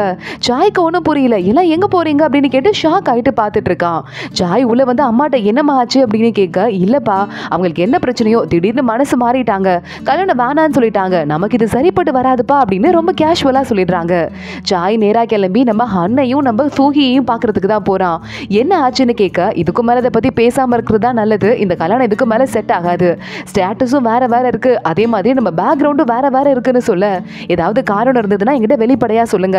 அம்மா ஏதாவது சொன்னாங்களா? சொல்லுடா ஹன் அப்படின்னு கேட்க, இவங்க மேலதான் தப்பு இருக்கு. அங்க பாரு ஃபூஹி, கல்யாணத்தை பேச்சு ஆரம்பிக்கும் போது ஏதாவது பிரச்சனை வருது சகஜம் தான், சண்டை கூட வரும். எங்க கிட்ட சொன்னா நாங்க என்னன்னு பாத்துக்க போறோம். அது எதுக்கு சொல்லாம மறைச்சிட்டு இருக்க? இப்ப உண்மையை சொல்ல போறியா இல்லையான்னு கேட்க, எனக்கு சப்போர்ட் பண்ணாம வேற யாருக்கு சப்போர்ட் பண்றீங்க அப்படின்னு சொல்லிட்டு ஃபூஹி வர திட்ட ஆரம்பிக்கிறா. சரி கங்னி இருக்கால, அவளை வந்து டைரக்டா என்கிட்ட பேச சொல்லு அப்படின்னு நம்ம சாய் சொல்றான். இல்ல அவ பேச மாட்டா, இதுக்கு மேல இல்ல ஜஸ்ட் தெரிஞ்சவங்க மாதிரி பாத்துக்கோங்க அப்படின்னு நம்ம ஃபூஹி மறுபடியும் சொல்லிட, அவ்வளவுதான் நம்ம சாய்க்கு கண்ணுல இருந்து கண்ணீர் வந்துட்டு இருக்கு. கையில வச்சிட்டு இருக்க அந்த பிரான்ச் கண்ணாடி பாட்டில அப்படியே கீழே போட்டு உடைச்சிடுறான். சரி ஓகே நீ நம்மள நான் இங்க இருந்து கிளம்புறேன் அப்படின்னு கிளம்பிடுறான். இப்போ வெளியே வாடி அப்படின்னு கங்னியை ஃபூஹியை கூப்பிட கங்னி வெளியே வரா. இதுக்கு மேல அவங்க கிட்ட சொல்லிட்டு இருந்தோம்னா அம்மாக்கும் பையனுக்கும் தாக்கா சண்டை வர மாதிரி இருக்கும். அதையும் மீறி நம்ம சண்டையிலையும் கல்யாணம் பண்ணிக்கிட்டோம்னா எத்தனையோ வருஷத்துக்கு அப்புறமா எப்படி இருந்தாலும் காதல் அழுத்து போகும்ல ஒரு கட்டத்துல. அந்த மாதிரி அம்மாவை என்கிட்ட பிரிச்சுட்டே என்னை பார்த்து ஒரு வார்த்தை கேட்டுருவாங்க. அதனால தாங்கிக்க வேண்டாம். அதனாலதான் இந்த பிரான்ச் இருக்குல்ல, இது என்னோடது. இதுல இருக்கிற ஜுவல்லரி எல்லாம் அவரோடது. இது அவர்கிட்ட கொடுத்துட்டு இது அப்பா வந்து எனக்கு பாசமா வச்சிருந்தது, இதை நான் வச்சுக்கிறேங்க அப்படின்னு சொல்ல அதை அவன் வாங்கிக்க மாட்டான். நீங்க ரெண்டு பேரும் நல்ல பொருத்தமான ஜோடி, ஆனா விதி இப்படி ஆயிடுச்சுன்னு ஃபூஹி ஃபீல் பண்ணிக்கிட்டு இருக்கா. இங்க கங்னி வீட்டுக்கு வரும்போது சீச்சி போட்ட எம்ப்ராய்டரி எல்லாம் ட்ரெஸ்ல இருந்து பிச்சிட்டு இருக்கா. இல்ல கங்னி உனக்கு கல்யாணம் ஆயிருக்கும், நான் எம்ப்ராய்டரி போலன்னு உனக்கு ஹெல்ப் பண்ணேன் பாரு, ஏன் துரதிருஷ்டம் ஓ மேல பட்டுச்சு, அதனாலதான் நான் போட்டதெல்லாம் பிக்கிறேன் அப்படின்னு சொல்ல, இதுல என்னடி இருக்கு, எனக்கு வந்து துரதிருஷ்டம்லாம் இல்ல, நீ என்னோட செல்ல தங்கச்சி, அதை முதல்ல ஞாபகம் வச்சுக்கோ அப்படின்னு கங்னி அவளையும் சமாதானப்படுத்த ஆரம்பிக்கிறா. இந்த ஊர்ல பசங்களுக்கு பஞ்சம், அதுவும் இல்லாம நிறைய படிச்ச பசங்க ஊருக்குள்ள வராங்களாம், நம்ம கொஞ்ச நாள் வெயிட் பண்ணா போதும், நல்ல பசங்களா கிடப்பாங்க அப்படின்னு ஷூகுவா சிரிச்சுட்டே சொல்லிக்கிட்டு இருக்கா. கங்னி மறுபடியும் அந்த பிரான்ச்ல எல்லா நகையும் மாட்டி வச்சிட்டு இருக்கா. அவளுக்கு பழைய ஞாபகம் வந்துருது. அவங்க அப்பாவை காட்டுறாங்க. நம்ம கங்னி கூட்டி போனா இருக்கும்போது சொங்மோ தான் கங்னியோட அப்பாவா. சொங்மோவை ஞாபகம் இருக்குல்ல, அதுல இருந்து ஒரு பிரான்ச் எடுத்து பீச் மரத்துல இருந்து பிச்சு கொடுத்துட்டு, இதை வச்சுக்கோ, உன் கல்யாணத்தன்னைக்கு மரத்துல இருக்கிற உச்சியில பிரான்ச் இருக்குல்ல, அதை எடுத்து நான் பறிச்சு கொடுப்பேன் மரத்து மேல ஏறி, உன் அண்ணன் உன்னை தோலை தூக்கிட்டு போயிட்டு பல்லக்குல உட்கார வைப்பான், நான் அதை பார்த்துட்டு இருப்பேன் உன் கல்யாணத்தன்னைக்குன்னு சொல்லிட்டு லைட்டா சொங்மோ இரும ஆரம்பிச்சிடுறான். வாயிலிருந்து ரத்தமா வருது. அப்பா என்னாச்சுப்பான்னு கேட்க, உன் கல்யாணத்துக்காக தான் நான் வெயிட் பண்ணிக்கிட்டு இருக்கேன் அப்படின்னு அவங்க அப்பா சொல்லிக்கிட்டு இருக்காரு. ஏதோ வியாதி வந்து எப்பா இறந்து போயிட்டார் போல, அதை நினைச்சு கங்னி காதறி அழுதுட்டு இருக்கா. அந்த தங்க சிலையையும் இந்த பிரான்ச்சையும் ஒரு பெட்டியில போட்டு பத்திரமா பூட்டி வச்சுட்டு இந்த கல்யாணத்துக்கே ஒரு முடிவு கட்டிடுறா. அப்படியே கொஞ்ச நாள் ஓடி போயிட்டு இருக்கு. இங்க இன்னொரு பக்கம் சாய் போயிட்டு ஒரு அங்கிள் வீட்டுக்கு போக, அங்க அங்கிள் யாரையும் திட்டிட்டு இருக்காரு. எவ்வளவு தைரியம் தான் என் பொண்ணையே மட்டமா பாப்ப அப்படின்னு. என்னாச்சு அங்கிள் அப்படின்னு கேட்டுட்டே சாய் உள்ள போயிட்டு, நான் உங்களுக்கு சில திங்ஸ் எல்லாம் கொடுக்கறதுக்காக வந்திருக்கேன்னு சொல்ல, இதுக்கு எதுக்குடா நீ வந்தா, யாரையாவது விட்டு அனுப்பியிருக்கலாம்ல அப்படின்னு சொல்ல, அப்படியே உங்களையும் பார்த்த மாதிரி இருக்கும்ல, அதான் வந்து அப்படின்னு சாய் சொல்றான். இது என்ன நகையெல்லாம் இங்க இருக்கு அப்படின்னு கேட்க, இந்த பையன் இருக்கானே அப்படின்னு பக்கத்துல நிக்கிற ஒரு பையனை காட்டுறாரு இந்த மாஸ்டர். இவன் என்கிட்ட படிக்கிறான், ரொம்ப அழகா படிக்கிறான், கவர்மெண்ட் எக்ஸாமுக்கு படிக்கிறான், திறமையை மதிச்சு என் பொண்ணை கல்யாணம் பண்ணி கொடுக்கலான்னு பார்த்தா அதெல்லாம் முடியாதுங்கிறான். எவ்வளவு திமிரு இருந்தா இன்னும் பரீட்சையில பாஸே ஆகல, ஆவானானும் தெரியாது, இப்பவே இந்த மாதிரி பேசுவான் அப்படின்னு கத்த ஆரம்பிக்க, அந்த பையன் பாக்குறான். இங்க பாருங்க, என்ன பெயிண்டிங் வரையணும்னு கூட்டு வந்தீங்க, அதுக்கப்புறம் எதுக்கு என்ன கல்யாணம் பண்ணி வைக்கிறேன்னு ஃபோர்ஸ் பண்றீங்க, யாரையாவது ஃபோர்ஸ் பண்ணி கல்யாணம் பண்ணி வைப்பாங்களா அப்படின்னு அந்த பையன் கேட்டுட்டு, பெயிண்டிங் வரையணும்னு சொன்னீங்க, பெயிண்டிங் வரைஞ்சு முடிச்சுட்டா என்ன விட்டுருங்க அப்படின்னு சொல்லிட்டு இருக்கான். பிரஷ் கொண்டு வராங்க. இந்த பிரஷ் பத்தாது, பெருசா எடுத்துட்டு வாங்கன்னு சொல்ல தொடப்பக்கட்டையை கொண்டு வராங்க. இதுதான் எனக்கு வேணும், டைம் 1 மணி நேரம் கொடுத்தீங்கல்ல, அதெல்லாம் வேணாம், 10 நிமிஷம் போதும் அப்படின்னு அந்த தொடப்பக்கட்டையை எடுத்து பெயிண்ட்ல பட்டு அங்க இருக்கிற செவரில் வரைய ஆரம்பிக்கிறான். ஒரு 5 நிமிஷம் தான் ஆயிட்டு இருக்கு. அப்போ நம்ம அந்த பையன் பேசிக்கிட்டே நம்ம சாயை பார்த்து, ஒரு 3 வருஷத்துக்கு முன்னாடி நம்ம 2 பேரும் ஒருத்தங்க பார்த்துட்டு இருக்கோம், எனக்கு ஹெல்ப் பண்ணலாம்லன்னு கேட்க, உங்களை எப்ப பார்த்தேன் அப்படின்னு சாய் கேட்டுட்டு இருக்கான். 3 வருஷத்துக்கு முன்னாடி நீங்க பிசினஸ் விஷயமா போகும்போது ஒரு பெரிய புயல் வந்து மக்களை காப்பாற்றணுங்கிறதுக்காக கப்பல் இருக்கிற எல்லா பட்டு துணியையும் கீழே வீசினீங்கல்ல, வேற சின்ன சின்ன போட்ல வந்து 3 போட்ல வந்த மக்களை ஏத்திக்கிட்டீங்கல்ல, அதுல நானும் எங்க அம்மாவும் ஒரு ஆள், நீங்க மட்டும் இல்லைன்னா நாங்க தண்ணியில மூழ்கியே இறந்து போயிருப்போம், ரொம்ப தேங்க்ஸ், அப்படியே இருப்பீங்கன்னு நினைச்சேன், ஆனா இப்ப அந்த அளவுக்குலாம் இல்ல, உங்களோட மனசுக்குள்ள இருந்த ஒரு பெரிய வீரம் குறைஞ்சிருச்சு போல அப்படின்னு சொல்லிட்டு பேசி முடிக்கிறதுக்குள்ள இந்த பெயிண்டிங்கை வரைஞ்சிடுறான். ரொம்ப அழகாவே இருக்கு, தொடப்பக்கட்டில வரைஞ்ச பெயிண்டிங் மாதிரியே இல்ல, ரொம்ப அழகா இருக்கு, இங்க பாருங்க அப்படின்னு சொல்லிட்டு நம்ம சாய் தனியா மாஸ்டர் கூட்டு போயிட்டு, மாஸ்டர் ஃபோர்ஸ் பண்ண வேண்டாம், அப்புறம் உங்க பொண்ணை பத்தி தான் வெளியே தப்பா விஷயம் பரவும், அதனால இப்பயே வெளியே அனுப்பிடுங்க அப்படின்னு சொல்ல மாஸ்டர் பாக்குறாரு. போதும் இங்கிருந்து கிளம்பு அப்படின்னு சொல்லிடுறாரு. அந்த பையனும் அமைதியா அங்கிருந்து வெளியே போயிட்டு இருக்கான். போறவன் வெளியே வாசல் ஏதோ எழுதி வச்சுட்டு போயிடுறான் போல, பார்த்தா ஃபோர்ஸ் பண்ணி கல்யாணம் பண்ணி வச்சா நல்லது இல்ல அப்படின்னு இருக்கு, இது எதுக்குடா எழுத விட்டீங்கன்னு மாஸ்டர் திட்ட ஆரம்பிக்க, இல்ல எனக்கு எழுத படிக்க தெரியாதுங்க, கெஸ்ட் வந்தாலே எழுத விட்டேன்னு அக்கங்க அமைதியா சொல்லிக்கிட்டு இருக்காங்க. சாய் இதெல்லாம் பாக்குறான், சிரிக்கிறான். கொஞ்ச தூரம் டிராவல் பண்ணிட்டு போயிட்டு இருக்கும் போதே அந்த பையனை போட்டு யாரோ 2 பேர் அடி நடிச்சிட்டு இருக்காங்க, நிறைய பேரு. அங்க அந்த பையனும் இருக்கான், கூட இன்னொருத்தனும் இருக்கான். என்னங்க ஆச்சுங்க அப்படின்னு அவங்கள காப்பாத்திட்டு நம்ம சாய் பார்த்துட்டு இருக்கான். அதோட தான் இந்த எபிசோட் முடியுது. எபிசோட் ஸ்டார்டிங்லயே அடி வாங்கிட்டு இருந்த அந்த பையனை கூட்டு வந்து நம்ம சாய் பேச ஆரம்பிக்கிறதோட ஸ்டார்ட் ஆகுது. அந்த பையன் பேரு துவான் அடி வாங்கிட்டு உட்காந்துட்டு இருக்க, ஏன் சார் அந்த அங்கிள் கிட்ட எல்லாம் வம்பு வச்சுக்கிறீங்க, அவர் பெரிய ஆளு, நினைச்சா அவங்களை அடிச்சு போட்டுருவாரு, அவர் தான் தான் பெரிய ஆளாச்சுல்ல, நல்ல பொண்ணும் அழகான பொண்ணு, அந்த பொண்ணை நீங்க ஏன் கல்யாணம் பண்ணிக்கல, ஏற்கனவே உங்களுக்கு ஒய்ஃப் எதுவும் இருக்கா இல்ல என்கேஜ்மெண்ட் எதுவும் ஆயிடுச்சா அப்படின்னு சாய் கேட்டுட்டு இருக்க. அதுக்கு தூவான் பாக்குறான், அட என்னங்க சும்மா நம்ம கிட்ட அவங்க கிட்ட காசு இருக்கு, பொண்ணு அழகா இருக்கான்னு கல்யாணம் பண்ணிக்க முடியுமா, அநியாயமா இருக்கு. இந்த ஊர்ல டவுரிக்கு கொடுக்குற ப்ரிஃபரன்ஸ் கேரக்டருக்கு கொடுக்கறது இல்ல, ஒரு பொண்ணோட கேரக்டர் பிடிச்சா மட்டும்தான் என்னால கல்யாணம் பண்ணிக்க முடியும் அப்படின்னு சொல்ல. ஓ அப்படியா அப்படின்னு சொல்லிட்டு சாய் பார்த்துட்டு இருக்கான். ஆமா இந்த அளவுக்கு சொல்றீங்கல்ல, நீங்க போய் அந்த பொண்ணை கல்யாணம் பண்ணிக்க வேண்டியதானே, பிடிச்ச பொண்ணு தானே யாரா இருந்தாலும் கல்யாணம் பண்ணிக்கணும் அப்படின்னு தூவான் பேசிட்டு இருக்க. சாய் பாக்குறான், சரிங்க நீங்க இங்க இருக்க கோவில தங்கி படிக்கிறதா நான் கேள்விப்பட்டேன், நிறைய ஏழை ஸ்டூடெண்ட்ஸ் எல்லாம் அங்க தங்கி இருக்காங்க, ஏற்கனவே நீங்க ஃபர்ஸ்ட் எக்ஸாம் பாஸ் ஆயிட்டீங்க, உங்க எல்லாரையும் ஜூரன் தானே சொல்லுவாங்க, அப்படிப்பட்ட ஜூரன் எதுக்கு கோவில தங்கி படிக்கணும், எங்க வீட்லயே தங்கி படிங்க, ஒரு ஃப்ரெண்டா நான் உங்களுக்கு ஹெல்ப் பண்ண ஆசைப்படுறேன் அப்படின்னு சாய் சொல்ல. இல்ல அதெல்லாம் சரிப்பட்டு வராதுங்க, அதுவும் இல்லாம அங்க நிறைய ஸ்டூடெண்ட்ஸ் ஏழை பசங்க இருக்காங்கிறதால நாங்க எங்களுக்குள்ள பேசி படிக்கிறதுக்கு ஹெல்ப்ஃபுல்லா இருக்கும் அப்படின்னு அங்க இருந்து எந்திரிச்சு தூவான் வெளியே வரான். தூவான் கூட ஒரு ஃப்ரெண்டு மாதிரி ஒருத்த அடி வாங்கிட்டு இருந்தான்ல, அவன் பேரு அண்டேவான். அண்டேவும் நான் ட்ரீட்மெண்ட்லாம் பாத்துக்க மாட்டேன் நான் கிளம்புறேன் அப்படின்னு அங்க இருந்து வரான். ரெண்டு பேரும் அங்க இருந்து கிளம்பி கோவிலுக்கு போயிட்டு இருக்காங்க. சாய்கிட்ட அவன் அசிஸ்டன்ட், இப்படி காசை துச்சமா மதிக்கிற ஒரு ஆளை நான் பார்த்ததே இல்லை அப்படின்னு சொல்ல. சாய் பாக்குறான், இந்த பையன் சொன்னதெல்லாம் அந்த அளவுக்கு நீ நம்புற, என்ன பொறுத்த வரையும் இன்னும் கொஞ்ச நாள் வெயிட் பண்ணிட்டு நல்ல ஹை பதவிக்கு போயிருவான், நல்ல திறமைக்காரனா இருக்கான், அதுக்கப்புறமா நல்ல ஹை கிளாஸ்ல இருக்க ஒரு பொண்ணை பார்த்து கல்யாணம் பண்ணிக்குவான். போய் இந்த மாஸ்டரோட பொண்ணு எல்லாமே வந்துட்டு ஒரு சும்மா மர்ச்சன்டோட பொண்ணு தானே, வியாபாரியோட பொண்ணு தானே, அதெல்லாம் மீறி ஒரு பெரிய லெவல் பொண்ணை கல்யாணம் பண்ணிக்கிறதுக்காக தான் இப்போதைக்கு முடியாதுன்னு சொல்லிட்டு, அதுவும் எல்லாரும் முன்னாடி முடியாதுன்னு சொல்லி வாசல்ல எழுதிலாம் வச்சுட்டு ஒரு விளம்பரம் தேடி வந்திருக்கான். இன்னும் ஊருக்கே இவனை பத்தி தெரிஞ்சிருக்கோம்ல அப்படின்னு சொல்லிட்டு, ஆனாலே ஒரு பெரிய ஆளா வருமா, அவன் மேல நம்ம ஒரு கண்ணை வச்சிருக்கிறது அவசியம், இவன் எப்போ வந்தாலும் என்ன கூப்பிட்டு விடுங்கன்னு சாய் சொல்லிடுறான். ஓ கதை அப்படியா அப்படின்னு அசிஸ்டன்ட் கிளம்பி போயிட்டு இருக்கான். அப்போ இந்த அண்டே தூவான் கிட்ட போயிட்டு, உனக்கு தான் விருப்பம் இல்லை இந்த பொண்ணை கல்யாணம் பண்ணிக்கிறதுல, எதுக்கு அந்த பொண்ணோட அப்பா கிட்ட போயிட்டு உன் திறமையை காட்டின அப்படின்னு கேட்க, நமக்கு வந்து புகழ் ரொம்ப முக்கியம், புகழ் இருந்தாதான் அடுத்தடுத்த கட்டத்துக்கு போக முடியும் அப்படின்னு தூவான் சொல்றான். சாய் சொன்னதெல்லாம் கிட்டத்தட்ட உண்மைதான் போல. போற வழியிலே ரெண்டு காசு தான் இருக்கு, அதுக்கு ஒரு ரொட்டியை தூவான் வாங்கிட்டு பாதியா அண்டைக்கு கொடுக்குறான். ரெண்டு பேரும் சேர்ந்து சாப்பிடலாம், எனக்கு தெரியும் உனக்கு இந்த மாதிரி ஃபேம் எல்லாம் பிடிக்காது அப்படின்னு, ஆனா கொஞ்சம் வளைஞ்சு நெளிஞ்சு போற தன்மை இருந்தா மட்டும் தான் நம்ம பெரிய லெவலுக்கு போக முடியும், புரியுதான்னு சொல்ல. அண்டே உடனே வா பாத்துக்கலாம் அப்படின்னு அங்க இருந்து கிளம்புறான். அடுத்த நாள் காலையில நம்ம கங்னியோட ஹோட்டலுக்குள்ள எக்கச்சக்கமா ஆளுங்க போயிட்டு இருக்காங்க. ஹோட்டல் ரொம்ப பிஸியா இருக்கு, உள்ள நிறைய பேர் உட்காந்து கவிதை எல்லாம் எழுத ஆரம்பிக்க, அந்த இடத்துக்கு நம்ம கங்னியோட அம்மா வந்து சுத்தி முத்தி பார்த்துட்டு இருக்காங்க. கூட்டம் ரொம்ப ஜோரா இருந்துட்டு இருக்கு, ஆளாளுக்கு ஒரு கவிதை எழுதுறதுக்கு ட்ரை பண்ணிக்கிட்டு இருக்காங்க. கரெக்டா அந்த நேரம்னு பார்த்து, இந்த கவிதை எழுதுற போட்டியெல்லாம் இங்க வச்சுக்க வேண்டாமா, பக்கத்துல நம்ம சாய் ஹோட்டல் இருக்குல்ல, அங்க பெரிய பெரிய கவிதை எழுதுற ஆளுங்கெல்லாம் வந்து உங்க கவிதையெல்லாம் ஜட்ஜ் பண்றாங்களா அப்படின்னு சொல்ல. உடனே ஆளுங்கெல்லாம் அங்க கிளம்பி ஓடி போயிடுறாங்க. கங்னியோட அம்மா, என் பொண்ணுக்கு மாப்பிள்ளை தேடலாம் இங்க ஒரு போட்டி வச்சேன், சாய் வந்து எல்லாத்தையும் ஸ்பாயில் பண்ணிட்டானே அப்படின்னு பயங்கரமா கடுப்பாயிட்டு இருக்காங்க. நம்ம கங்னி ஏற்கனவே முதல் 2 நாளும் கவிதை போட்டி வச்சிருக்காங்க, அதுல இருந்து கவிதையெல்லாம் செலக்ட் பண்ணி ரொம்ப நல்லா படிச்ச பொண்ணு ஷூகுவா தானே, அவன் மார்க் போட்டுட்டு இருக்கா. ஒரு கவிதை கூட அந்த அளவுக்கு தெரியல, அதுவும் நான் ஸ்கிரீன் வழியா பார்த்தேன், பையனும் யாரும் அந்த அளவுக்கு அழகா இல்லைன்னு சொல்ல. திறமையை பார்க்கும்போது எதுக்கு அழகா பார்க்கணும் அப்படின்னு சீச்சி கேட்கிறா.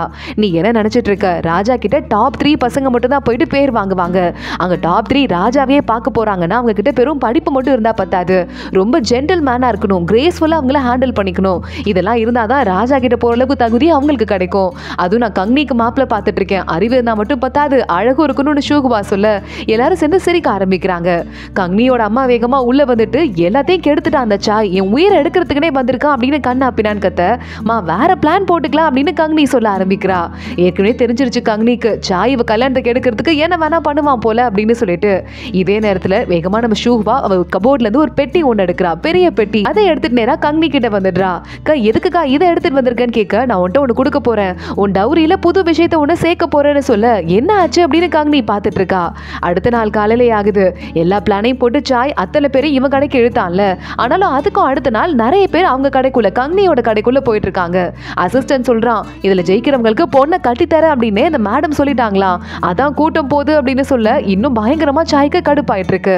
உள்ளே நிறைய பேர் வந்துடுறாங்க. வந்துட்டு, பரவாயில்லங்க நாங்க இங்க இருக்க எல்லாமே ஜூரான், அதாவது ஃபர்ஸ்ட் எக்ஸாம்ல பாஸ் ஆனவங்க, நாங்க ஒரு டீ கடை வச்சிருக்கவங்களோட பொண்ணை கல்யாணம் பண்ணிட்டு என்ன பண்ண போறோம், சும்மா ஒரு என்டர்டைன்மெண்ட்க்கு தான், யாரு ஜெயிக்கிறான்னு பாக்குறதுக்கு தான் இங்க வந்திருக்கோம் அப்படின்னு சொல்ல. இல்ல பரவாயில்ல, நீங்க சொல்றதும் கரெக்ட் தான், ஒருத்தான ஒரு விஷயத்தை தான் நீங்க கல்யாணம் பண்ணிக்கணும், இல்லைன்னா பண்ணிக்க தேவையில்லை. இன்னைக்கு நான் உங்களுக்கு ஒரு பொருளை இன்ட்ரடியூஸ் பண்றேன், இதுல ஜெயிக்கிறவங்களுக்கு என் பொண்ணை கல்யாணம் பண்ணிக்கும் போது இதை நான் சீதனமா கொடுப்பேன் அப்படின்னு சொல்ல. அப்படி என்னவங்க வச்சிட்டு இருக்காங்கன்னு எல்லாரும் பாக்குறாங்க.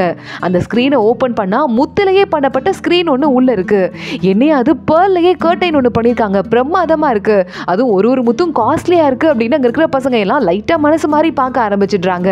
கங்னி எல்லாத்தையும் பார்த்துட்டு இருக்கா. ஃபிளாஷ்பேக்கை யோசிச்சு பார்த்துட்டு இருக்கா. நம்ம ஷூஹுவா இதை தான் கொண்டு வந்து முதல் நாள் நைட்டு கொடுத்துருக்கா. அக்கா இது உன்னோட ஃபர்ஸ்ட் ஹஸ்பண்ட் உனக்கு விட்டு போனது, இது எதுக்கு எனக்கு கொடுக்குற அப்படின்னு கங்னி கேட்க, நம்ம குடும்பம் நல்லா வாழணும்னு ஆசைப்பட்டு தான் அந்த பையன் என்கிட்ட அதை கொடுத்துட்டு போனாரு. அதனால நம்ம குடும்பத்தோட பொறுப்பே இப்போ உன்கிட்ட தான் இருக்கு. நீ கல்யாணம் பண்ண அப்படின்னா நம்ம குடும்பத்துக்கு ஒரு பெரிய ஸ்ட்ரென்த் கிடைக்கும், நீ வச்சுக்கோ அப்படின்னு சொல்லிட்டு தான் கொடுத்துட்டு போயிருக்கா. நல்ல மாப்பிளையா பார்த்து நாளைக்கு செலக்ட் பண்ணு அப்படின்னு.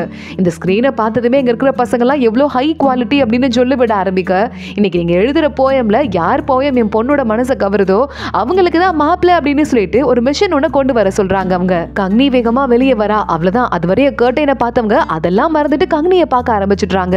இவ்வளோ அழகான பொண்ணா, சூப்பரா இருக்கா அப்படின்னு. கங்னி அங்க வந்து அங்க இருக்கிற மிஷின்ல ஒரு அம்பு ஒன்றை விட ஒரு பூ இருக்கு, அந்த பூ மேல அம்பு பட்டுருது. அந்த பூவை பத்தி தான் கவிதை சொல்லணுமா. ஆளாளுக்கு நான் சொல்றேன் ரெடி ஆயிட்டு இருக்க. அந்த இடத்துக்கு உள்ள வந்து சாய் பாக்குறான். கங்னி முன்னாடி நிக்கிறத பார்த்துட்டு அவனுக்கு பயங்கர அப்செட்டா கோவமா இருக்கு. அங்க இருந்து கிளம்பி போயிடுறான்.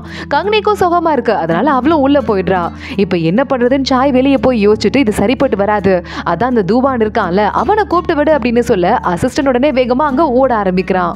இங்க அதுக்குள்ள கங்னியோட அம்மா கவிதை எழுத ரெடியா அப்படின்னு கேட்க ஆளாளுக்கு கவிதை எழுத ஆரம்பிக்கிறாங்க. உடனே கொஞ்ச நேரம் போயிட்டே இருக்கு. கங்னி கிட்ட அடுத்து ஷூஹுவா போய் உட்கார்றா. போயமை செலக்ட் பண்ண ஆரம்பிக்கிறாங்க. அதுல ஒரு போயம் வட்டமா கிளாக் மாதிரி வந்து ஒவ்வொரு எழுத்தும் எழுதப்பட்டிருக்கு. இதுல என்ன அர்த்தம் இருக்கு ஒண்ணுமே புரியலேன்னு மத்தவங்க எல்லாம் யோசிக்க ஷூஹுவா கண்டுபிடிச்சிடுறா. ஒரு எழுத்தை தாண்டி ஒரு எழுத்தை படிங்க, இதுல பூவை பத்தின அழகான ஒரு கவிதை இருக்குன்னு படிச்சு காட்டிட்டு ரொம்ப அறிவாளி தான் அந்த கவிதை எழுதியிருக்கணும், இருந்தாலும் நம்ம மறுபடியும் டெஸ்ட் பண்ணணும், ஏன்னா வேற யாராவது சொல்லி கூட எழுதியிருக்கலாம்ல, இப்ப டெஸ்ட் பண்ண அவங்கள பத்தி தெரிஞ்சிடும் அப்படின்னு கங்னி கிட்ட ஒரு ஐடியாவை கொடுக்க, கங்னி நான் போய் பாத்துக்கிறேங்க அப்படின்னு மறுபடியும் வெளியே வரா. ஸ்கிரீனுக்கு பின்னாடி கங்னி உட்கார்ந்துட்டு இருக்கா. அடுத்த காம்படிஷன் ஸ்டார்ட் ஆகுது. அந்த வட்டமா கவிதை எழுதுறது வேற யாரும் கிடையாது, நம்ம தூவான் தான். மீசையெல்லாம் ஒட்டிட்டு மாறு வேஷத்துல வந்திருக்கான்.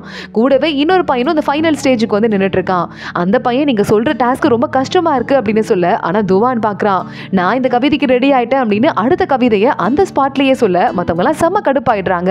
இந்த பையன் ஜெயிச்சுட்டான், மாப்பிள்ள கிடைச்சிட்டாரு உங்க பொண்ணுக்கு அப்படின்னு சொல்ல, உடனே நம்ம தூவான் ஒரு வணக்கத்தை போட்டு இல்லங்க இருக்கட்டும் அவசரப்படாதீங்க, என் வீட்டுக்கு போயிட்டு என் ஒய்ஃப் கிட்ட ஒரு வார்த்தை கேட்டுட்டு அப்புறம் நான் முடிவை சொல்றேன் அப்படின்னு சொல்ல, அவ்வளவுதான் கங்னியோட அம்மா ஷாக் ஆயிடுறாங்க.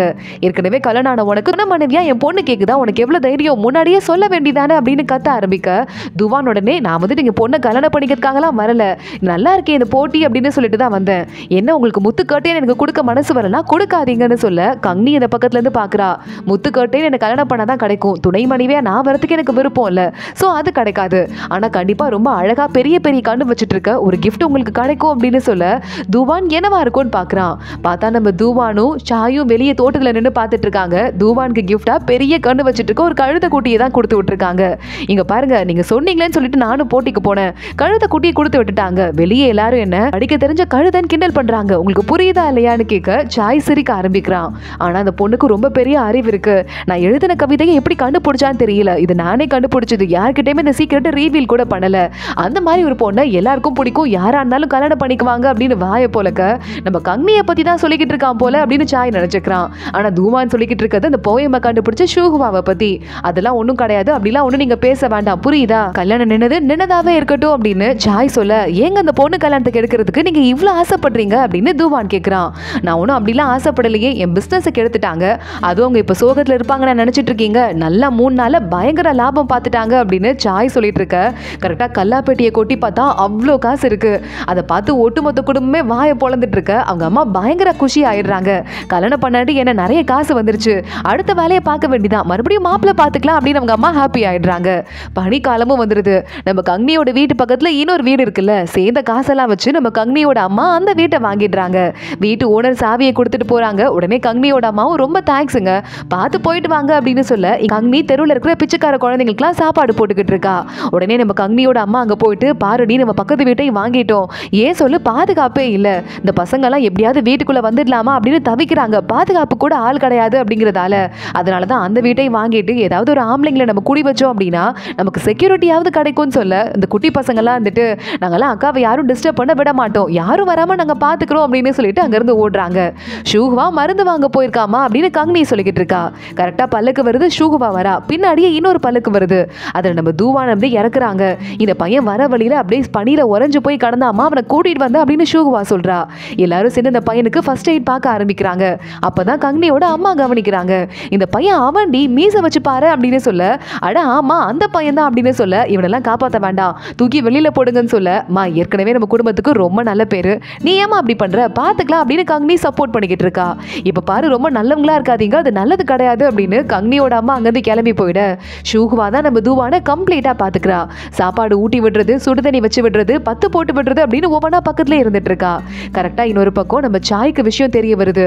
இந்த மாதிரி இந்த தூவானோட ஃப்ரெண்டுக்கு ரொம்ப உடம்பு முடியலன்னு தூவான் மாத்திரை வாங்க போயிருக்கான். ஆனா அவன் பணியில உறைஞ்சு கீழே விழுந்துட்டான். அவனை காப்பாத்தி கூட்டு போறதுக்காக கங்னியோட குடும்பம் கோவிலுக்கு போயிட்டு அவனோட திங்ஸ் எல்லாம் எடுத்துட்டு அவன் ஃப்ரெண்ட் இருக்கான்ல அண்டே, அவனே கூட்டு போயிருக்காங்க அப்படின்னு சொல்ல எதுக்கு அவங்க கூட்டு போனாங்க அப்படின்னு சாய் கடுப்பாயிட்டு இருக்கான். கங்னி ஷூகுவாலாம் பேசிக்கிட்டு இருக்கா. அம்மா அந்த பையன் அண்டே இருக்கானே அவன் யாரு அப்படின்னு கேட்க அவனை பார்த்தா வேலைக்கார பையன் மாதிரி தெரியல, ஆனா ஒருத்தங்க வேலைக்காரங்க மாதிரி வேஷம் போட்டுக்கிட்டா இன்னொருத்தங்களை பெரிய ஆளு நினைச்சு இடத்துக்குள்ளேயும் விடுவாங்கல்ல, அதனால இந்த பையன் வேலைக்கார வேஷம் போட்டுட்டு இருக்கான் போல, அவனும் படிக்கிற பையனா தான் இருப்பான் போல, ஆனா அவங்க கிட்ட நிறைய புக்கை தவிர வேற ஒண்ணுமே இல்ல, சாப்பிடுறது கூட வழி இல்லாத ஆளுங்களா இருக்காங்க, பல நாளா பட்னி கடந்திருப்பாங்கன்னு நினைக்கிறேன், இவங்களுக்கு கல்யாணம் ஆனதா வந்து வாய்ப்பே இல்லை, ஏன்னா ஒரு பொண்டாட்டியெல்லாம் பாத்துக்கிறதுக்கு அங்கிட்ட நயா பைசா இல்ல, ஏதோ அவங்க போய் சொல்லிக்கிட்டு இருக்காங்கன்னு பேசிட்டு இருக்கும் போதே அவங்க அம்மா வெளியே வந்து ஓட்டு கேட்க ஆரம்பிக்கிறாங்க. கங்னி பாக்குறா இவங்கள்ட்ட மட்டும் ஒண்ணும் இல்லாத பிச்சைக்கார பசங்க தெரிஞ்சா அம்மா துரத்தி விட்டுருவாங்க தெரிஞ்சுட்டு, இங்க பாரு 2 பசங்க இருக்காங்க, 2 பேருமே ஃபர்ஸ்ட் லெவல் எக்ஸாம் பாஸ் பண்ண ஜூரனா இருக்காங்க, நம்ம பாரு ஒரு பையனை தேடி 2 பையனை பிடிச்சிட்டோம் அப்படின்னு கங்னி வேணும்னே சொல்ல அவங்க அம்மா ஹாப்பி ஆகிட்டு அங்கிருந்து சிரிச்சுட்டே போயிடுறாங்க. கங்னி அந்த பசங்களுக்கு இப்போதைக்கு ஆபத்து இல்லை அப்படின்னு சொல்லிட்டு இருக்கா.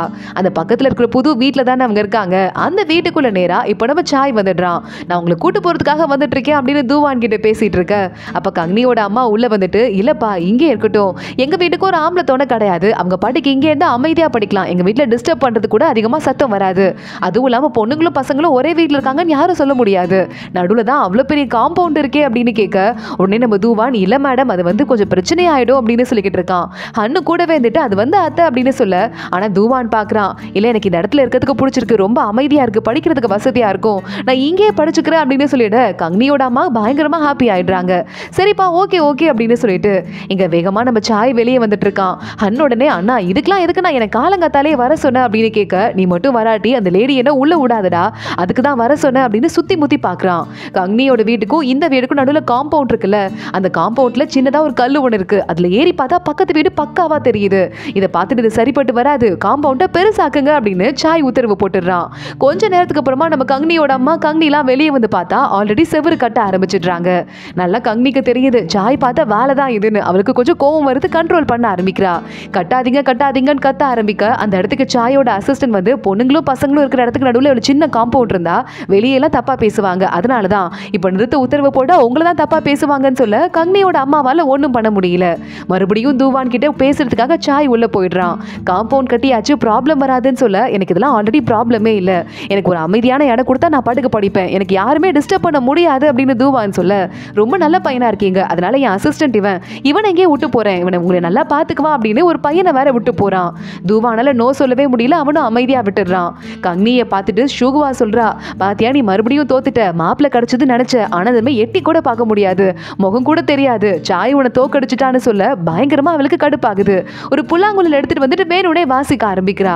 அந்த பக்கமா ஆப்போசிட்ல சாய் கேட்டுக்கிட்டு இருக்கான் இதெல்லாம் இது சரிப்பட்டு வராது, மறுபடியும் தூவானுக்கு இவ பக்கம் கவனம் போயிடக்கூடாது அப்படின்னு சொல்லிட்டு டக்குன்னு அங்க இருக்கிற ஒரு மரத்தை வெட்டுறதுக்காக ஆளுங்களை கூப்பிட்டு கரகரன் ரம்பம் போட ஆரம்பிக்கிறான். சோ அந்த புல்லாங்குழல் சத்தமே கேட்காம போயிடுது. சாய் உடனே பார்த்துட்டு நல்லா போடுங்க, இந்த மரத்துல நிறைய பறவை வந்து உட்காருது, அதனால தூவானுக்கு படிக்கிறதுல டிஸ்டர்ப் வருது, சத்தம் கேட்டு கேட்டு வெட்டி தள்ளுங்கன்னு சொல்ல மறுபடியும் பயங்கரமா கோவம் வருது நம்ம கங்னிக்கு. சண்டை போடலான்னு கிளம்பி போறா. நம்ம போய் சண்டை போடணும் தான் அந்த பிளான்லாம் அவன் போட்டுட்டு இருக்கான், போக கூடாதுன்னு மறுபடியும் வீட்டுக்குள்ளேயே போயிடுறா. தூவான் அங்க பக்கத்துல நிக்கிற பையன் கிட்ட உங்க மாஸ்டரோட ரொம்ப காமெடியா இருக்கு, ஏதேதோ பண்றாரே அப்படின்னு சிரிக்க ஆரம்பிக்கிறான். இங்க நம்ம கங்னியோட அம்மா எனக்கு செம்ம கடுப்பா இருக்குன்னு சொல்ல கங்னி எனக்கும் தாமா கடுப்பா இருக்கு, ரொம்ப பண்ணிக்கிட்டு இருக்கான் அப்படின்னு சொல்லிட்டு புலம்ப ஆரம்பிக்கிறா. அப்படின்னு பார்த்து ஷூகுவா சொல்லிட்டு இருக்கா அந்த பசங்க எப்படிப்பட்ட பசங்கன்னு டெஸ்ட் பண்றதுக்காக அவங்க புக்ஸ் எல்லாம் எடுத்துட்டு வர சொன்னேன், இந்த புக்ஸ் எல்லாம் பொதுவா ரேரான புக்கு கிடைக்கவே கிடைக்காது, இருக்கிற காஸ்ட்ல எல்லாம் புக்கு வாங்கி 2 பேரும் படிப்பாங்க போல அப்படின்னு சொல்ல புக்கெல்லாம் நம்ம கிட்ட தானே இருக்கு, அதை வச்சு ஏதாவது ஒரு ஐடியா போடலாமா அப்படின்னு கங்னி சிரிக்க ஆரம்பிக்கிறா. இங்க இன்னொரு பக்கம் வேகமா நம்ம தூவான் கூட ஆண்டே உட்காந்துட்டு எனக்கு அந்த புக்கெல்லாம் இல்லைனா மூச்சே விட முடியாது, எனக்கு புக்கு வேணும் அப்படின்னு கத்த ஆரம்பிக்க என்ன பண்றதுன்னு தூவான் யோசிக்க ஆரம்பிக்கிறான். அதோட தான் இந்த எபிசோட் முடியுது. தூவானுக்கும் ஆண்டேவும் ரூம்ல இருக்கும் போது அவங்களோட புக்ஸ் எல்லாம் உள்ள வருது. அதுல ஆண்டே வேகமா ஒரு புக் இருக்கு அப்படின்னு எடுத்துட்டு இது நான் எவ்வளவு தேடியும் கிடைக்காத புக் அப்படின்னு பார்த்துட்டு இருக்க உடனே இந்த வேலைக்கார பொண்ணு சாரிங்க இது எங்க 3வது மேடம் கங்னி இருக்காங்கல்ல அவங்களோட புக் அப்படின்னு சொல்லிட்டு வாங்குறதுக்கு ட்ரை பண்ணிக்கிட்டு இருக்கா. ப்ளீஸ் மேடம் இது எவ்வளவு தேடியும் எனக்கு கிடைக்கவே இல்லை, கங்னி பெரிய அறிவாளியா இருப்பாங்க போல, இந்த புக்கை நான் கொஞ்ச நாள் வச்சுட்டு அப்புறமா கொடுத்துடுறேன், காப்பி பண்ணிட்டு கொடுத்துடுறேன் ப்ளீஸ் அப்படின்னு அப்படின்னு அங்க அண்டே அப்புறமா துவான் 2 பேரும் கேட்க ஆரம்பிக்கிறாங்க. 2 பேருக்கும் உங்க அங்கி மேல இருக்க ஒரு மரியாதை கொஞ்சம் கொஞ்சமா அதிகமாயிட்டே இருக்கு. இப்படிப்பட்ட புக்கெல்லாம் படிக்கிற பொண்ணா அவ அப்படின்னு. அடுத்த நாள் நம்ம துவான் வாசல்லே வெயிட் பண்றான். எனக்கு எப்படியாவது இந்த கங்கனி பொண்ணு வெளியே வருவா, அவளை பாத்துறணும், அப்பேற்பட்ட பொண்ணு யாருன்னு எனக்கு தெரிஞ்சுக்கிட்டே ஆகணும் அப்படின்னு. நம்ம ஷூகுவா என்னெல்லாம் பண்றாலோ அதெல்லாம் கங்கனி பேர்ல ஷூகுவா எழுதி விட நம்ம கங்கனியை பாக்குறதுக்கு துவான் வெளியே வெயிட் பண்ணிட்டு இருக்கான். அப்ப பொண்ணுங்க வராங்க, பல்லக்குல இருந்து இறங்குறாங்க, விறுவிறுன்னு கிளம்பி உள்ள போயிடுறாங்க. கீழே ஒரு பவுச் மட்டும் வந்து விழுந்துருது. அந்த பவுச்சை துவான் எடுத்து பாக்குறான். இவ்வளவு அழகா இருக்கு பவுச், உள்ள என்ன இருக்கு அப்படின்னு. அதை பார்த்துட்டு துவான் ஒரு பக்கம் ஷாக் ஆகுறான். அது என்ன நமக்கு காட்டல. அடுத்து நேரா துவானை பாக்குறதுக்காக சாய் வேகமா உள்ள போயிடுறான். யாரையும் எதிர்பார்த்து வெளியே உட்கார்ந்து இருக்க மாதிரி இருக்கு அப்படின்னு நக்கலா சாய் கேட்க, அதான் காம்பவுண்ட் உள்ள பெருசு இருக்கே, யாரை நான் பார்க்க போறேன், உள்ள ரொம்ப கன்ஜஸ்டடா இருந்ததுன்னு வெளியே வந்து உட்காந்து அப்படின்னு துவான் சொல்லிக்கிட்டு இருக்கான். சாய் கூட நம்ம ஹன்னு வந்திருக்கான். ஹன் சண்டை போட்டுட்டு இருக்கான் துவான் கிட்ட. எங்க உங்களுக்கு எவ்வளவோ கிஃப்ட் அனுப்புறோம், எல்லாத்தையும் திருப்பி அனுப்புறீங்களே, என்ன அர்த்தம் அதுக்கு?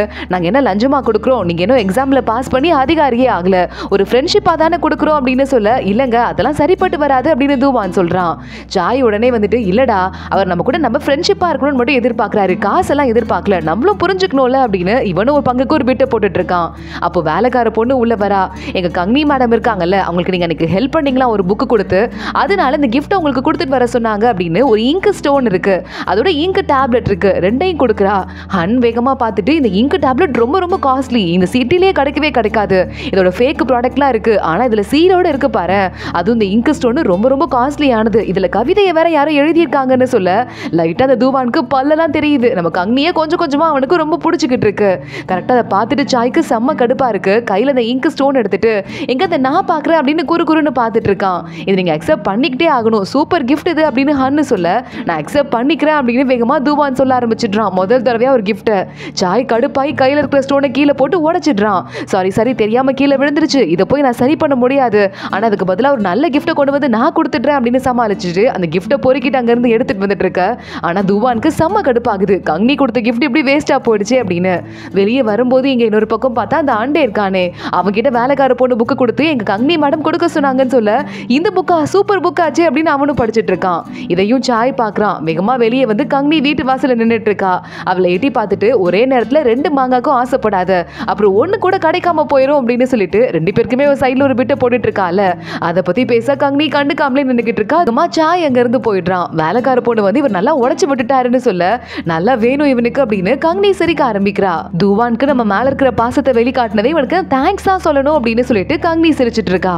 இங்க நம்ம சாய் நேரா போயிட்டு அந்த உடஞ்ச இங்க் ஸ்டோன் எடுத்து வச்சு பார்க்க, கவிதை இவ்வளவு அழகா இருக்கு, பாராட்டுற மாதிரி இருக்கு, இவ்வளவு பாசம் அவனுக்கு எதுக்கு, அவன் மேல இவ்வளவு பாசம் வரவே கூடாதுன்னு சொல்ல, அன்னைக்கே இப்பதான் புரியுது இந்த வேலையெல்லாம் பண்ணது நம்ம தூவானுக்கு ஐஸ் போட்டு கல்யாணத்துக்கு ஏற்பாடு பண்ணதா அப்படின்னு. இப்ப புரியுது அப்படின்னு ஹன் சொல்லிக்கிட்டு இருக்கான். என் மாமியாருக்கு அவனை ரொம்ப பிடிச்சிருக்கு, யாருக்கு தான் பிடிக்காது, பார்க்கணுமா அழகா இருக்கா, ரொம்ப கேரக்டரும் நல்லா இருக்கு, அது மட்டும் இல்லாம பெரிய அதிகாரி ஆக போற எல்லா தகுதியும் இருக்கு, அதனாலதான் நீங்க ஒண்ணும் பண்ண முடியாது, கல்யாணம் பண்ணா பண்ணிட்டு போறாங்க விடுங்க அப்படின்னு ஹன்ன சொல்லிட்டு, உங்க அம்மா வேற என்கிட்ட உங்களை பேச சொல்லி தான் அமிச்சாங்க, ரொம்ப உங்களுக்கு பிடிச்ச பொண்ணு இருக்கான், அதான் எனக்கு அங்கிளை பார்க்க போனீங்கல்ல, அந்த அவரோட பொண்ணு தான், அதான் தூவானுக்கு கூட பொண்ணு கேட்டு தூவான் முடியாதுன்னு சொன்னால அந்த பொண்ணு சாயா இருக்கால அவதான்னு சொல்ல, அவளை அந்த பொண்ணை பார்த்து கொஞ்ச நாள் 2 வருஷம் இருக்கும், அவளை வர சொல்லு அப்படின்னு சாய் சொல்லிட, அப்பாடா கல்யாணத்துக்கு ஒத்துக்கிட்டாரு அப்படின்னு ஹன் அங்கிருந்து போறான். ஆனா அசிஸ்டன்ட் குறுன்னு பாக்குறான், இந்த ஆள் ஒத்துக்கிற ஆள் கிடையாது அப்படின்னு. இந்த கங்கனி கல்யாணத்தை நிறுத்தணும்னு நான் ஆசைப்படுறதை விட கடவுளே ஆசைப்படுறாரு போல அப்படின்னு சாய் சொல்லிக்கிட்டு இருக்கான். அடுத்த நாள் காலையில பார்த்தா நம்ம ஹன் இருக்கானே, அவனை யாரோ மூட்டையில போட்டு கடத்திட்டு வந்திருக்காங்க. பார்த்தா அந்த இடத்துல நம்ம சாயா இருக்கா, அதாவது அந்த அங்கிளோட பொண்ணு இருந்தால தூவான் கூட நோ சொன்னால அந்த பொண்ணு, எதுக்குடி என்ன கடத்திட்டு வந்த அப்படின்னு ஹன் கத்த ஆரம்பிக்க, அங்க வேகமா நம்ம சாய் வந்துட்டு, நான் தாண்டா கூட்டு வர சொன்னேன், உன் பொண்டாட்டி உள்ள உன்ன ஜெயில அடிக்கிற மாதிரி அடைச்சு வச்சுட்டா, அதனால வேற வழியே இல்லாம கூட்டு வந்தோம் அப்படின்னு அங்க அப்படி சிரிச்சுக்கிட்டே சாயாவும் சொல்றா. இங்க பாரு, என் பொண்டாட்டிக்கு மட்டும் ஒரு பொண்ணு கூட்டு வந்தான்னு தெரியுது, என்ன கொல்றதோட உன்னை சேர்ந்து கொண்டுருவா, ஞாபகம் வச்சுக்கோ அப்படின்னு திட்ட ஆரம்பிக்க, அதெல்லாம் இல்ல, இந்த தூவான் இருக்கான்ல அவனை உன் வீட்டுக்கு கூப்பிடணும், கூப்பிட்டு ஒரு பெயிண்டிங் வைக்க சொல்லு, புரியுதா அப்படின்னு சாய் சொல்லிக்கிட்டு இருக்கான்.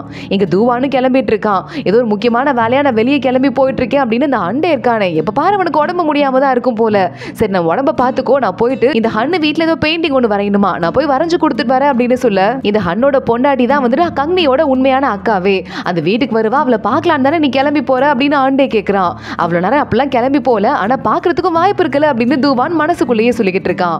ஆனா இங்க பார்த்தா நம்ம ஃபூஹி இருக்கால கங்கனியோட வீட்டுல தான் இருக்கா, இருந்துட்டு ஏதோ கேக் ரெடி பண்றதுக்காக பேசிக்கிட்டு இருக்கா. கரெக்டா வேலைக்கார பொண்ணு போயிட்டு, உங்க வீட்டுக்கு ஒரு பொண்ணு ரகசியமா கூட்டு வந்துட்டு இருக்காரு ஹன் அப்படின்னு சொல்ல, எவ்வளவு தைரியம் அப்படின்னு ஃபூஹி ஓடுறா, பின்னாடியே கங்கனி ஓடிக்கிட்டு இருக்கா.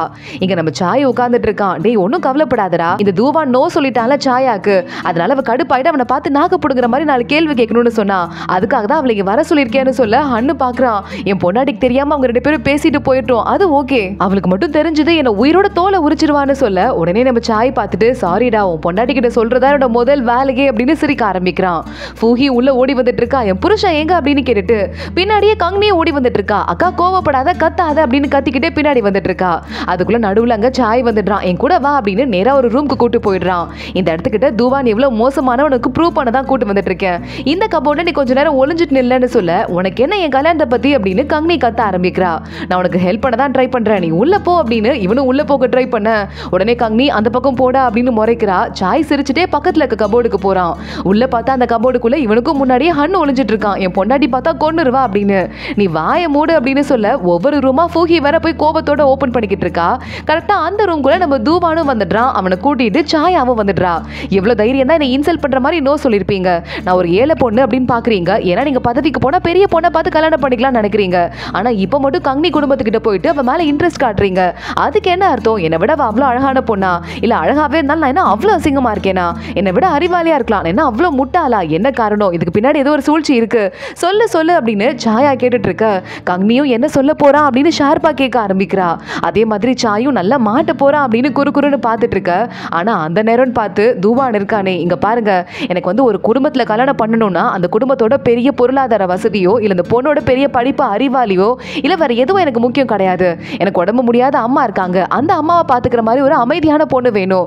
அதனாலதான் நான் ஒரு பெரிய குடும்பத்துல இருக்க பொண்ணை கல்யாணம் பண்றதுக்கு எனக்கு கொஞ்சம் கூட இஷ்டம் கிடையாது. நீங்க குபேரனோட பொண்ணா இருந்தாலும் எனக்கு கவலை இல்லைன்னு சொல்ல எவ்வளவு தைரியம் தான் என்ன பார்த்து இவ்வளவு கேவலமா பேசியிருப்ப, நான் என்ன பண்றேன் பாரு அப்படின்னு வேற ஒரு பக்கம் கத்திட்டு இருக்கா. அப்படின்னு பார்த்து ஃபூஹி அந்த ரூமோட வாசல நின்னுட்டு கதவை திறங்கன்னு கத்த ஆரம்பிக்க சாயா பாக்குறா. நான் மட்டும் இவன் கூட தனியா இருக்கதை யாராவது பார்த்தா இவனையும் கல்யாணம் பண்ணிக்கிற மாதிரி வரும், இவனே கேவலமானவனா இருக்கான் அப்படின்னு கதவை போய் லாக் பண்ணிடுறா. ஃபூஹி கதவை திறங்கன்னு கத்த ஆரம்பிக்க என்ன பண்றதுன்னு ஒண்ணும் புரியாம வேகமா நம்ம சாய் இருக்கான்ல ஹன்னை வெளியே தள்ளி விட்டுறான் கபோர்ட்ல இருந்து.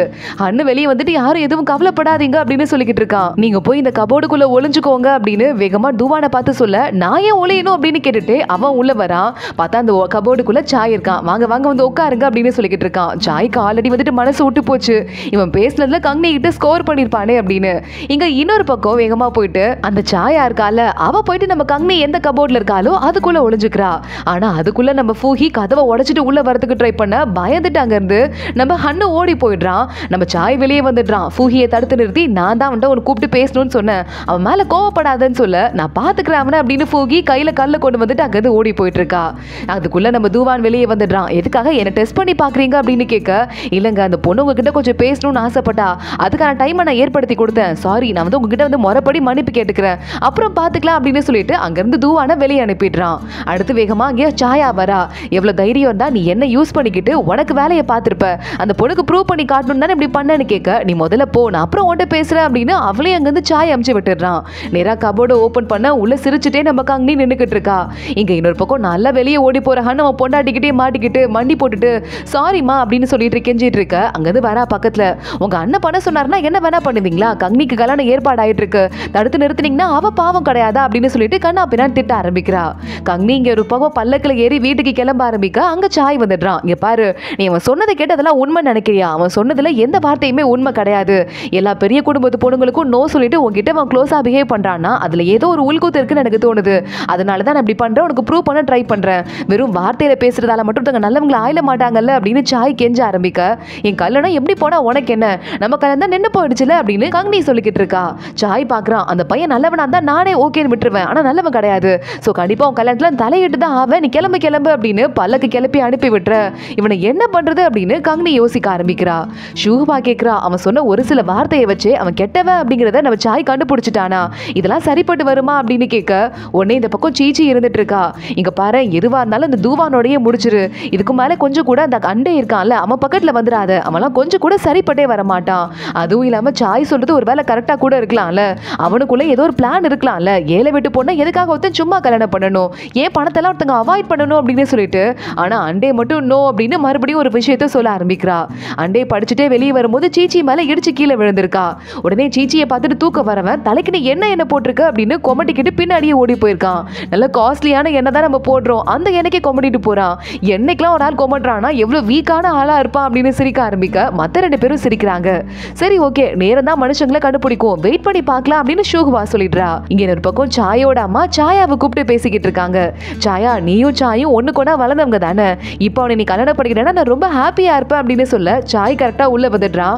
2 பேரும் உட்காந்து பேசுங்க அப்படின்னு சொல்லிட்டு அவங்க அம்மா 2 பேரையும் தனியா விட்டுட்டு எல்லாரும் அங்கிருந்து கிளம்பிடுறாங்க. சாயா பாக்குறா, எவ்வளவு தைரியம் தான் என்ன யூஸ் பண்ணியிருப்ப அப்படின்னு கேட்க உடனே எதுக்கு சாய் பார்த்துட்டு இருக்கான். நான் சொல்றதை மட்டும் நல்லா கேளு, அந்த பையன் தூவான் இருக்கானே ரொம்ப திறமையா இருக்கான், அவனை கல்யாணம் பண்ணிக்கிட்டா நீயும் ஹாப்பியா தானே இருப்ப, உனக்கு உண்மையாவே அவ்வளவு திறமையான பையனை பிடிக்கலையா அப்படின்னு கேட்க ஆனா அந்த பையன் தான் என்ன கல்யாணம் பண்ணிக்க முடியாதுன்னு சொல்லிட்டானே அப்படின்னு சாயா சொல்றா. உடனே இங்க பாரு, என் பிளானை மட்டும் கேட்ட அப்படின்னா கங்னியை நான் கல்யாணம் பண்ணிக்கிறேன், நீ தூவானை கல்யாணம் பண்ணிக்கோ, 2 பேரோட பிளானும் பக்காவா போயிடும், என் பிளானுக்கு நீ ஒத்து வருவியா அப்படின்னு கேட்க உடனே சாயா பார்த்துட்டு சரி ஓகே, நான் அவனை கல்யாணம் பண்ணிக்குவேன் அப்படின்னா கண்டிப்பா நான் உன் பிளானை கேட்கிறேன் அப்படின்னு சொல்லிட்டு சாய் மனசுக்குள்ளேயே பிளான் போட ஆரம்பிச்சிடுறான். இங்க நம்ம சாயோட அம்மாவும் ஹன்னோட அம்மாவும் கிளம்பி வந்துட்டு இருக்காங்க. சாய் அம்மா கத்த ஆரம்பிக்கிறாங்க, நான் சாய்க்கும் அந்த சாயாக்கும் பொருத்தம் பார்க்கறதுக்கு ஜோசியர் கிட்ட போனடி, பொருத்தமே இல்லைன்னு அவர் சொல்லிட்டாரு, அதுவும் இல்லாம இந்த 2 பேரும் கல்யாணம் ஆனா எல்லா அபசகுணமும் நடக்கும்னு சொல்லிட்டாரு அப்படின்னு சொல்ல அந்த ஜோசியர் சொன்னா கரெக்டா தான் இருக்கும்க்கா அப்படின்னு ஹன்னோட அம்மா சொல்லிக்கிட்டு இருக்கா. கரெக்டா அப்பன்னு பார்த்து வேலைக்கார பையன் வந்துட்டு இந்த சாயா இருக்காங்கல்ல அவங்க கிளம்பி போகும்போது பல்லக்கு உடஞ்சிருச்சா அப்படின்னு சொல்ல என்னது அப்படியா அப்படின்னு கேட்டு இந்த பக்கம் திரும்பி பார்த்தா நம்ம ஹன்னு காலில் அடிப்பட்டு வந்துட்டு இருக்கான். காலில் அடிபட்டுச்சுமா ஒன்றும் பெரிய விஷயம் இல்லை அப்படின்னு சொல்லிக்கிட்டு இருக்கான். தாயோட அம்மா பயந்து போயிட்டு மறுபடியும் ஜோசியர் கிட்ட போயிட்டு என்னங்க ஆச்சு அப்படின்னு சொல்லிட்டு ஜாதகத்தை கொடுத்து கேட்க இந்த 2 பேருக்கும் கல்யாணம் ஃபிக்ஸே ஆகக்கூடாதுங்க, ஃபிக்ஸ் ஆனா பெரிய ப்ராப்ளம் ஆயிடும் அப்படின்னு சொல்லிக்கிட்டு இருக்காங்க. அப்படி சாயோட அம்மா பயந்து போயிடுறாங்க. சாய் வீட்டில் கட்டு போட்டுட்டு இவ்வளோ காயத்தை நீங்களே ஏற்படுத்திக்கணுமா, அந்த பொண்ணை கல்யாணம் பண்ணிக்கிறதுக்கு இவ்வளோ பண்ணிக்கணுமா, காயம் இவ்வளோ ஆழமா இருக்குன்னு சொல்ல உனக்கு அதெல்லாம் புரியாது, நீ சைலண்டா இரு அப்படின்னு சாய் சொல்ல ஆரம்பிக்கிறான். ஆனா சாயோட அம்மா அடுத்து மறுபடியும் இந்த மேட்ச் மேக்கிங் லேடிஸ் இருப்பாங்கல்ல அவங்கள நம்ம கங்னியோட வீட்டுக்கு அனுப்ப கங்னியோட அம்மா 2 பேரையும் தரத்தரன்னு முடிச்சு வெளியே தள்ளுறாங்க. நாங்க ஏழைங்களா இருக்கோம், எங்களை எவ்வளவு கேவலப்படுத்தினீங்க, இப்போ நீங்க மனசு மாறி வருவீங்க, நாங்க மறுபடியும் உங்களை ஏத்துக்கணுமா, போதும் நீங்க எங்களை அசிங்கப்படுத்தினது, எங்க வீட்டு பொண்ணுங்களை நாங்க கல்யாணம் பண்ணாம வச்சிருந்தாலும் வச்சுப்போமே தவிர உங்களை மாதிரி பணத்தாசை பிடிச்ச ஆளுங்களுக்கு திமிரு பிடிச்ச ஆளுங்களுக்கு கொடுக்க மாட்டோம் அப்படின்னு வெளியே அனுப்பிடுறாங்க. அங்க லீஷா நின்று பார்த்துட்டு இருக்கா, நல்லா போடுமா அப்படி போடுமா அப்படின்னு சொல்லிக்கிட்டு இருக்கா. இங்க கங்னி அழகா மேக்கப் பண்ணிக்கிட்டு எங்கேயோ வெளியே போறதுக்கு ரெடி ஆயிட்டு இருக்கா. லீஷா அங்க வந்துடுறா. சொன்னதெல்லாம் ஷூகுபா கிட்ட வந்து சொல்லிக்கிட்டு இருக்கா, இப்படிதான் அம்மா சொன்னாங்க, நல்லா பொலந்து அடிச்சாங்க அப்படின்னு. கங்னி பார்த்துட்டு இருக்கா, அந்த பையனுக்கும் எனக்கும் கல்யாணம் ஆகல, இப்போ என்ன பண்றது, நான் கல்யாணம் பண்ணிக்காமலே இருக்க முடியுமா, எனக்கு வேற யாருக்கும் கல்யாணம் பண்ண வந்தாலும் தடுத்து நிறுத்துறான், இதை இதுக்கு மேல நான் பார்த்துட்டு சும்மா இருக்க மாட்டேன், நான் முக்கியமான ஒரு இடத்துக்கு போறேன் அப்படின்னு கங்னி சொல்லிக்கிட்டு இருக்கா. எங்க சாயா ஒரு கடையில போய் ஹேர் பின் வாங்குறதுக்கு ட்ரை பண்ணிட்டு இருக்கா. அங்க போயிட்டு கங்னி இவன் முன்னாடி நின்று சிரிக்க ஆரம்பிக்கிறா. அது கொஞ்சம் நேரம் ஆகுது. நம்ம சாயோட அம்மா அடுத்து ஜோசியர் கிட்ட போயிட்டு இந்த பொண்ணுங்கள்ல எந்த பொண்ணு செட் ஆவான்னு பார்த்து சொல்லுங்கன்னு சொல்ல அவர் கங்னியோட பேர் எடுத்து கொடுக்குறாரு. எல்லாம் பிளான் பண்ண மாதிரியே நடக்குது அப்படின்னு சாயோட அம்மா நீ ஏமாத்துக்காரன் அப்படின்னு அங்க இருக்கிற இடத்தையே உண்டு இல்லைன்னு பண்ண ஆரம்பிக்க டேபிள் கீழே ஒரு சின்ன பையன் உட்காந்துட்டு இருக்கான். யோ என்னையா அது ஏமாத்துக்காரங்களா நீங்கன்னு கேட்க ஜோசியக்காரர் பாக்குறாரு. உங்க பையன் தான் சொன்னா கங்னியோட பேர் தான் எடுக்கணும்னு, அதுதான் நான் எடுத்தேன், நான் ஒன்னும் தப்பு பண்ணலன்னு சொல்ல நேரா அங்க ஒரு ஆள் பார்த்துட்டு போயிட்டு சாய் கிட்ட சொல்லிடுறான் நடந்த விஷயத்தெல்லாம். சரி ஓகே, அம்மா கண்டுபிடிச்சிட்டாங்களா, அவங்க என்னவோ பண்ணிட்டு அவங்களே வீட்டுக்கு வந்துருவாங்க, எனக்கு அடுத்த வேலை இருக்கு அப்படின்னு நம்ம சாய் அங்கிருந்து கிளம்ப ஆரம்பிக்கிறான். ஆனா அப்பதான் வர வழியில அசிஸ்டன்ட் சொல்றான் நீங்க பண்ண எந்த வேலையுமே நடக்கவே இல்லை, அங்க சாயா வரவே இல்லைன்னு சொல்ல சாயாக்கு என்ன ஆச்சு என்ன நடந்திருக்கும் அப்படின்னு அங்கிருந்து வேகமா நம்ம சாய் கிளம்ப ஆரம்பிக்கிறான். சாயாவை வீட்டுல போய் பார்த்து என்ன பண்ண, ஏன் பிளானை நீ எக்ஸிக்யூட் பண்ணல, நான் கங்னியை கல்யாணம் பண்ணிக்கணும்னு சொன்னேன்ல அப்படின்னு கேட்க பார்த்தேன், ஆனா நான் கங்னியை வழியில பார்த்துட்டேன் அப்படின்னு சொல்லிட்டு சாயா ஒரு பிளாஷ்பேக்க சொல்றா. இங்க இன்னொரு பக்கம் தூவானோட அம்மா வராங்க அப்படின்னு சொல்லிட்டு நம்ம கங்னியோட அம்மா கூப்பிடுறதுக்கு போக பல்லக்குல இருந்து தூவானோட அம்மாவால இறங்கவே முடியல, அவங்களுக்கு கண்ணு தெரியாது போல, ரொம்ப கண்ணு தெரியாம உடம்பு முடியாம இருக்காங்க. லீஷா ஹோடி எல்லாம் வெளியே நின்று பார்த்துட்டு தூவானுக்கு இப்படி ஒரு அம்மாவா அப்படின்னு பார்த்துட்டு இருக்காங்க. கங்னியோட அம்மா கூட்டு போயிட்டு சாப்பாடு கொடுக்குறாங்க. ஷூகுவா அங்க வந்துட்டு அவங்களை கொஞ்சமா பாத்துக்கிறதுக்கெல்லாம் ஹெல்ப் பண்ணிட்டு இருக்கா. அவளுக்கு அவங்கள பார்க்க ரொம்பவே பாவமா இருக்கு. கொஞ்சம் ட்ரீட்மெண்ட் எல்லாம் கொடுக்க அவளும் கங்னி வந்து ஷூஹாட்ட கேட்டுட்டு என்னெல்லாம் ஷூகுவா சொன்னாலோ அதெல்லாம் போய் உங்களுக்கு ஹெல்ப் பண்ண ஆரம்பிக்கிறா. வேகமா கங்னியோட முகத்தை அவங்க அம்மா தொட்டு பார்த்துட்டு ரொம்ப நல்ல பொண்ணா இருக்கு, தேங்க்ஸ் செல்லம் அப்படின்னு சொல்ல ஆரம்பிக்கிறாங்க. இங்க இன்னொரு பக்கம் அடுத்து இந்த வேகமா கதை சொல்லிட்டு இருந்தால சாயா கங்னி என்ன சொன்னான்னு சொல்ல ஆரம்பிக்கிறா. இங்க பாரு, நீ என்னதான் இப்போதைக்கு தூவான கல்யாணம் பண்ணிக்கிட்டா கூட அவன் வந்து ஒரு பெரிய பொசிஷனுக்கு போறதுக்கு ரொம்ப வருஷம் ஆகும், அதுவரை நீ சாதாரண ஏழை பொண்ணாதான் இருக்கணும், நீ ஏன் சாயவே கல்யாணம் பண்ணிக்க கூடாது அப்படின்னு கேட்க சாய் இருக்கானே ரொம்ப ஏமாத்துக்காரன், என்னால அவன் கிட்ட வந்து சந்தோஷமா எப்பயும் போல வாழ முடியாது, எனக்கு அந்த அளவுக்கு குறுக்கு புத்தி கிடையாது, அவனை கல்யாணம் பண்ண எனக்கு சரிப்பட்டு வராது அப்படின்னு சாயா சொல்லியிருக்கா. சரி ஓகே, இந்த 2 ஆப்ஷனை விட்டா உனக்கு ஒரு ஆப்ஷனே இல்லையா என்ன அப்படின்னு கங்னி புது ஐடியா கொடுத்திருக்கா.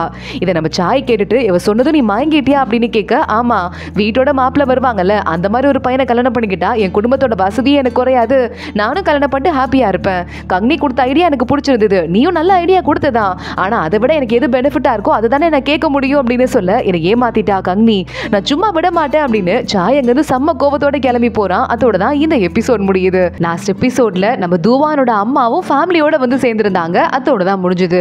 இந்த எபிசோட்ல தூவானோட அம்மாவோட நம்ம கங்னியோட அக்கா ஷூஹ்வா அவங்க அம்மா எல்லாரும் ஒண்ணா உட்காந்து சாப்பிட்டுட்டு இருக்க. அப்ப தூவான் வீட்டுக்கு வந்துட்டாரு அப்படின்னு தகவல் வருது. அவங்க அம்மா பயங்கரமா இமோஷனல் ஆயிட்டு இருக்க. கங்னியும் ஷூஹ்வாவும் நாங்க இங்க இருந்து கிளம்பிடுறோம் அப்படின்னு அடுத்த ஆம்ல வரதால அங்க இருந்து எஸ்கேப் பாக்குறாங்க. கரெக்டா தூவான் உள்ள வர அவங்க அம்மாவை பாக்குறான். காலில் விழுந்து அம்மா அப்படின்னு கண்ணில் கண்ணீரோட பேச ஆரம்பிக்க நம்ம கங்னியோட அம்மாவும் நீங்க பேசிட்டு இருங்க, நான் போய் சாப்பாடு ரெடி பண்றேன் அப்படின்னு அவங்கள தனியா விட்டுட்டு அங்க இருந்து கிளம்ப ஆரம்பிக்கிறாங்க. தூவான் அம்மா பையனை கட்டி பிடிச்சிட்டு உன்னை பார்க்கவே முடியாம போயிடுமோ நினைச்சேன், ரொம்ப தூரம் டிராவல் பண்ணி வந்ததால எனக்கு ஏதாவது ஆயிடுமோ நினைச்சேன் அப்படின்னு கண்ணீர் விட்டு அழுதுட்டு இருக்க.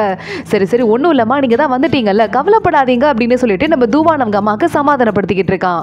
ரெண்டு பேரும் ரொம்ப வருஷம் கழிச்சு நல்லா பேச ஆரம்பிக்கிறாங்க. இங்க மறுபடியும் நம்ம ஷூஹ்வா வெயிட் பண்ணிக்கிட்டு இருக்கா. அப்ப அவகிட்ட சீச்சி போயிட்டு எனக்கு என்னவோ கங்னியோட மனசுக்குள்ள ஒரு குழப்பம் இருக்கிற மாதிரி தெரியுதுன்னு சொல்ல, ஷூஹ்வா தெரிஞ்சுக்கிறதுக்கு என்கிட்ட ஒரு ஐடியா இருக்கு அப்படின்னு சொல்றா.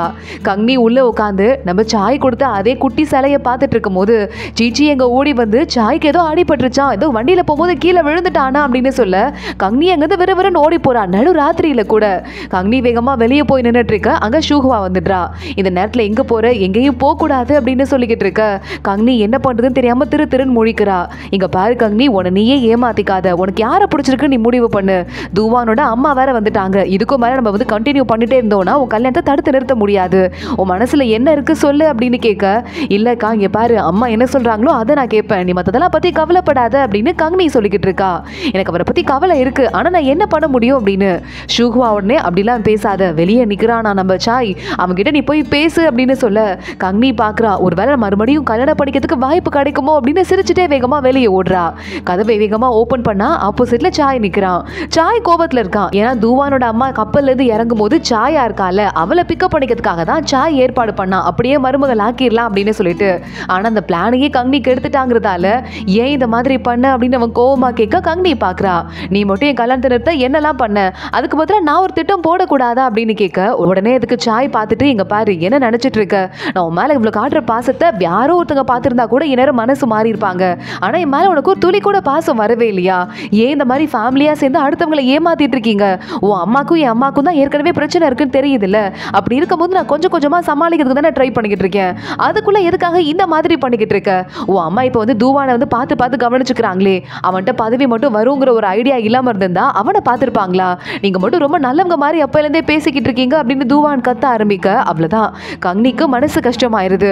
இங்க பாரு என் அம்மாவை பத்தி பேசுறதுக்கு யாருக்குமே தகுதி கிடையாது, ஆமா சரி எங்க அம்மா கிட்ட சில பிரச்சனைகள்லாம் இருக்குதான், யார் இல்லைன்னு சொன்னா, ஆனா அதை விட எங்க அம்மா யாரையும் திருடல கொல்ல அடிக்கல, 5 பொண்ணுங்களையும் ஒத்த பொம்பளையா அந்த பூமியில கஷ்டப்பட்டு வளர்த்துருக்காங்க, எங்களை மான மரியாதையோட வளர்த்தாங்க, அதுதான் எங்களுக்கு முக்கியம், என் அம்மாவை பத்தி குறை சொல்ற உன்னோட வீட்டுக்கு நான் என்னைக்கா இருந்தாலும் வரவே மாட்டேன், இந்த கல்யாணம் நடக்காது, நீங்க எந்த கிளம்பி போ, அது மட்டும் இல்லாம உனக்கு இந்த மாதிரி லோக்கல் குடும்பமா இருக்குன்னு உங்க அம்மா மட்டும் நினைக்கல, நீயும் நினைக்கிற போல, அதனாலதான் உன் குடும்பத்தைய கல்யாணம் பண்ணிக்க போற, ஒன்னதான் கல்யாணம் பண்ணிக்க போற அப்படின்னு கேட்கிற, என் குடும்பம் தான் எனக்கு எல்லாரை விட முக்கியம், நீ கிளம்பி போயிடு அப்படின்னு கதவை க்ளோஸ் பண்ணிட சாய் ஒரு மாதிரி ஷாக் ஆயிடுறான், ஓவரா பேசிட்டோமோ அப்படின்னு.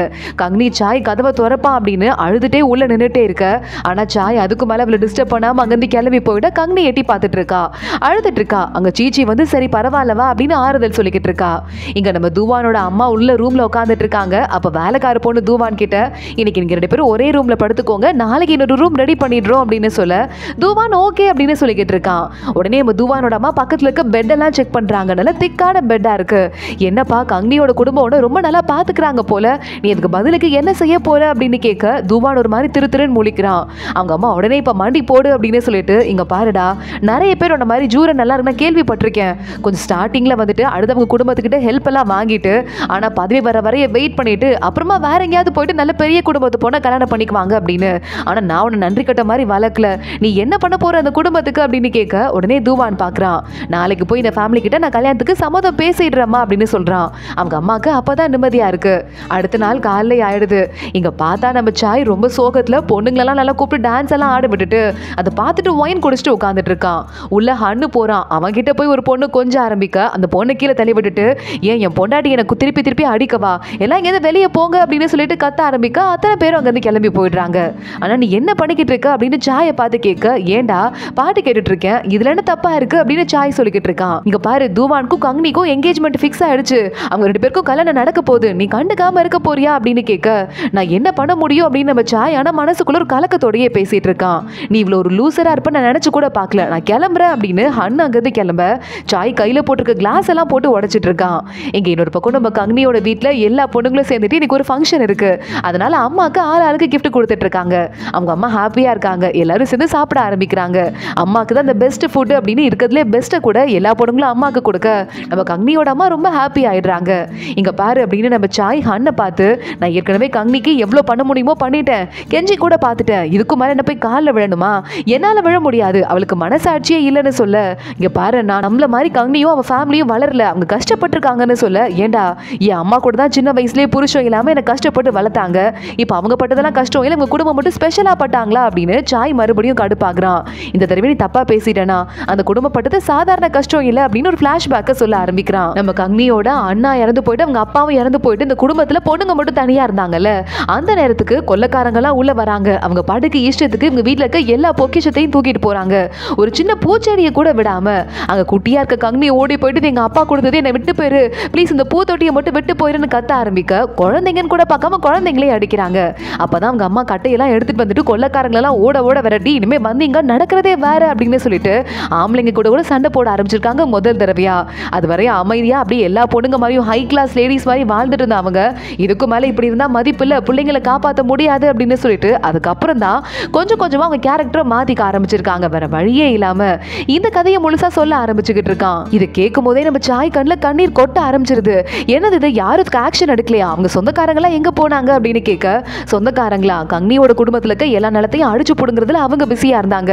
ஸோ பொருளெல்லாம் காப்பாத்துறதுக்கு யாரும் இல்லை, அவங்க ரொம்ப ரொம்ப கஷ்டப்பட்டுட்டாங்கன்னா அவங்க 5 பொண்ணுங்களோட அம்மா சேர்ந்து ஒட்டி இருந்தா மட்டும்தான் அவங்களால உழைச்சு முன்னேறி பெரிய ஆளாக முடியும்னு அவங்களுக்கு தெரியும். அதனாலதான் அவங்க இப்படி பண்ணாங்க. அவங்களுக்கு எல்லாருமே ஏன் என் பொண்டாட்டிக்கு கூட அவங்க குடும்பம் தான் ஃபர்ஸ்ட் முக்கியம், ஏன்னா அந்த அளவுக்கு அவங்க கஷ்டப்பட்டிருக்காங்க, ஒன்னா இருக்கதான் அவங்களுக்கு இருக்கிற ஒரே சொல்யூஷன் சொல்ல சாய் அழுதுட்டு இருக்கான். சாய் அங்கிருந்து சோகமா கிளம்பி வெளியே போயிட்டு இருக்கும் போது, எங்கடா போற, அந்த கங்னியெல்லாம் உனக்கு இனிமே கல்யாணமே பண்ணி வைக்க மாட்டேன்டா அப்படின்னு சொல்ல, அந்த பொண்ணுக்கு வேற ஒரு பையனோட கல்யாணம் ஆக போகுது, உனக்கு ஹாப்பி தானம்மா, நான் கிளம்புறேன் அப்படின்னு சாய் அங்கிருந்து ரொம்ப சோகமா போயிட்டு இருக்கான்.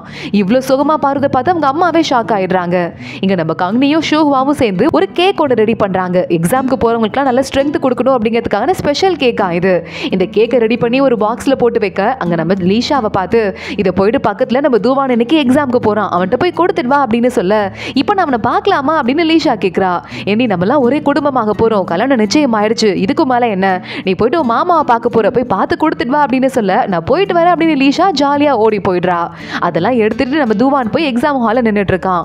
அண்டேவும் கூட போய் நிக்கிறான். எக்ஸாம் ஸ்டார்ட் ஆகுது, எல்லாரும் உள்ள போயிட்டு இருக்காங்க. அன்னைக்கு நைட் அவங்க அம்மா கனவுல கூட கங்னியோட அம்மா அங்க பாரு ரிசல்ட் வந்துருச்சு அப்படின்னு சொல்ல, இன்னைக்கு தான் எக்ஸாமே நடந்திருக்கு அப்படின்னு ஷூஹுவா ஆறுதல் சொல்லி சிரிச்சுட்டே படுக்க வச்சுட்டு இருக்கா. அன்னைக்கு ஏதோ ராஜாவோட ஊர்வலம் போயிருக்கான், அதனால ஊருக்குள்ள நிறைய முக்கியமான பொருள்லாம் கீழே விழுந்து கிடக்குன்னு இந்த பொண்ணுங்கள்லாம் இருக்காங்கல்ல, நம்ம கங்னி, ஹோதி, லீஷா 3 பேரும் சரி இன்னைக்கு போயிட்டு முதல் முக்கியமா பொருள் கிடைக்குதான்னு பொறுக்கிட்டு வரலாம் அப்படின்னு எல்லாரும் நம்ம சீச்சியோட சேர்ந்துட்டு கிளம்பி போயிட்டு இருக்காங்க. ஷூஹுவா பார்த்து சிரிச்சுட்டு அம்மாக்கு தெரியாம பாத்துக்கிறா.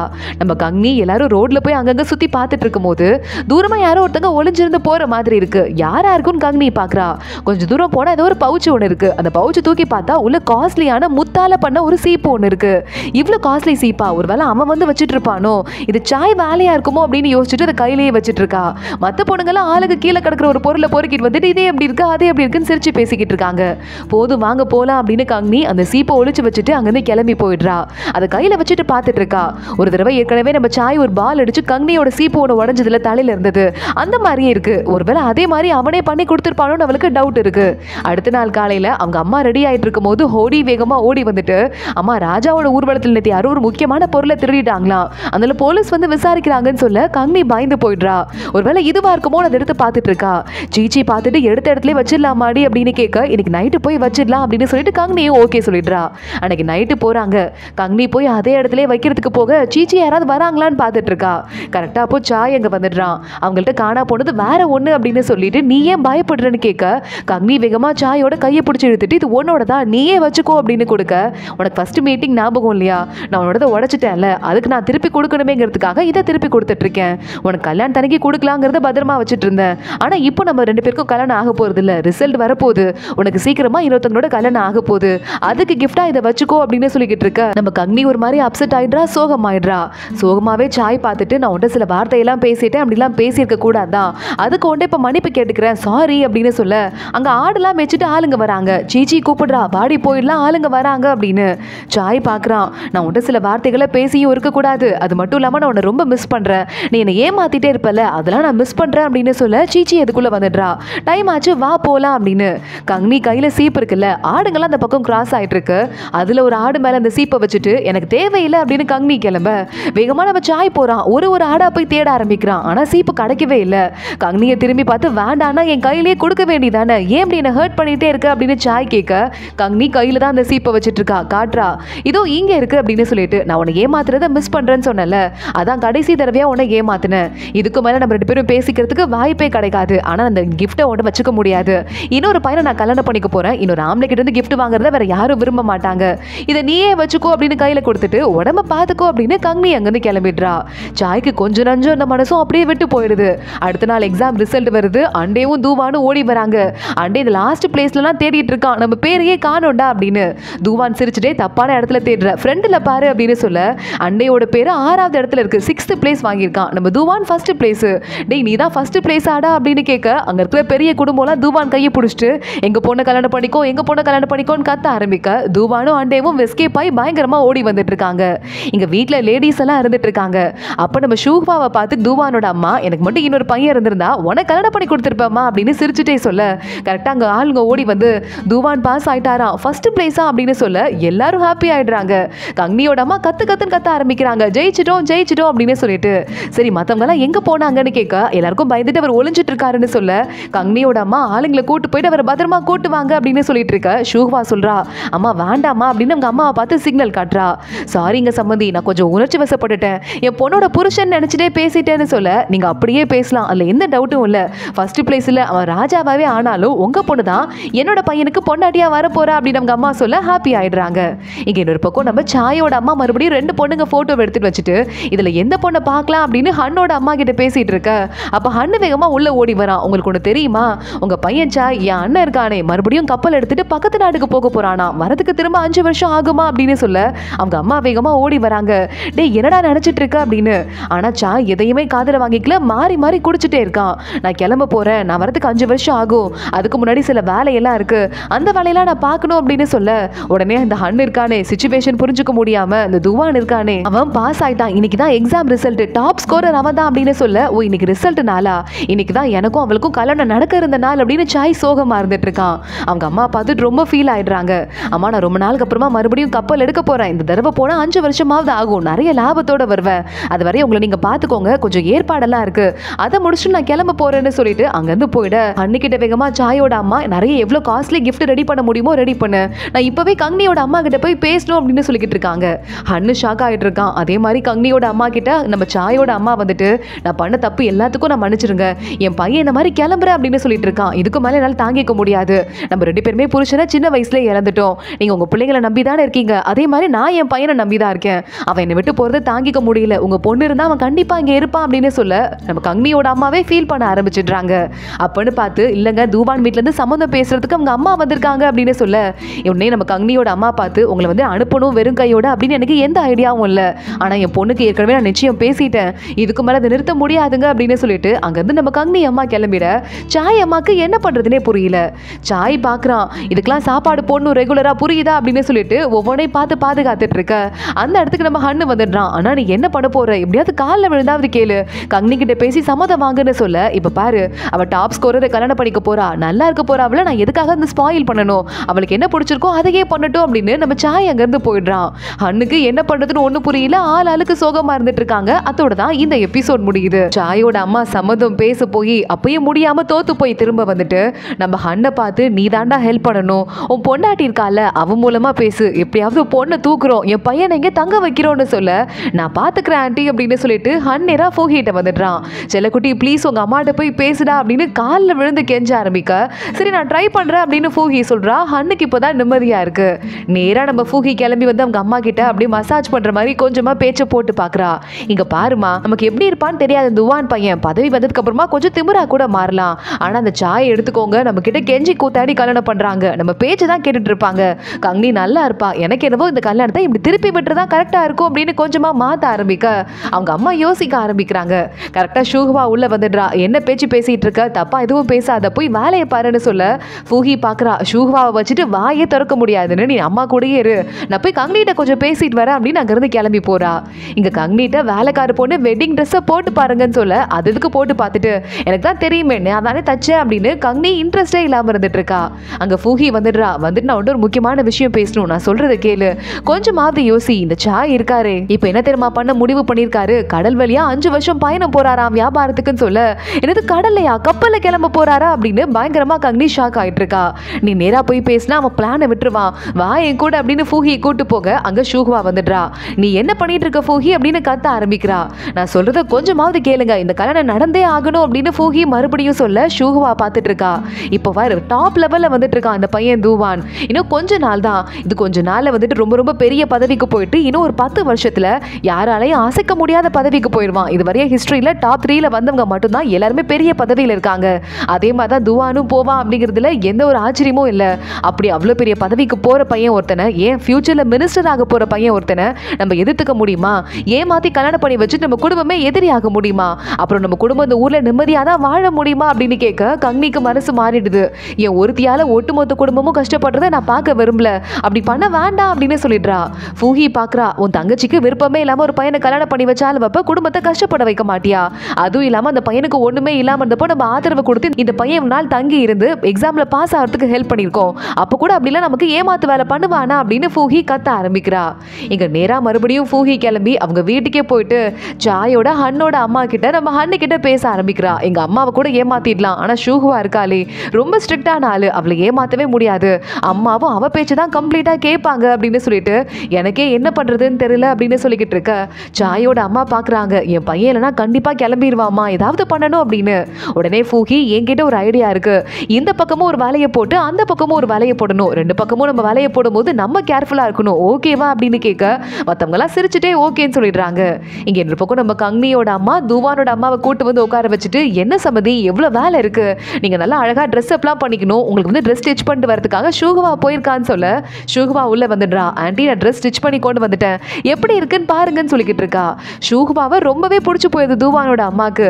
எனக்கு மட்டும் இன்னொரு பையன் இருந்திருக்கணும், இந்த பிள்ளைய நான் கல்யாணம் பண்ணி கொடுத்துருப்பேன், நான் ரொம்ப மிஸ் பண்ண போறேன் ஷூஹுவாவை அப்படின்னு ரொம்பவே ஃபீல் பண்ண ஆரம்பிக்கிறாங்க. ஷூஹுவாவும் சிரிச்சிட்டு இருக்கா. இங்க கரெக்டா அப்பன்னு பார்த்து நம்ம சாய் வெளியே வந்துட்டு இருக்கான் வேலையை முடிச்சுட்டு.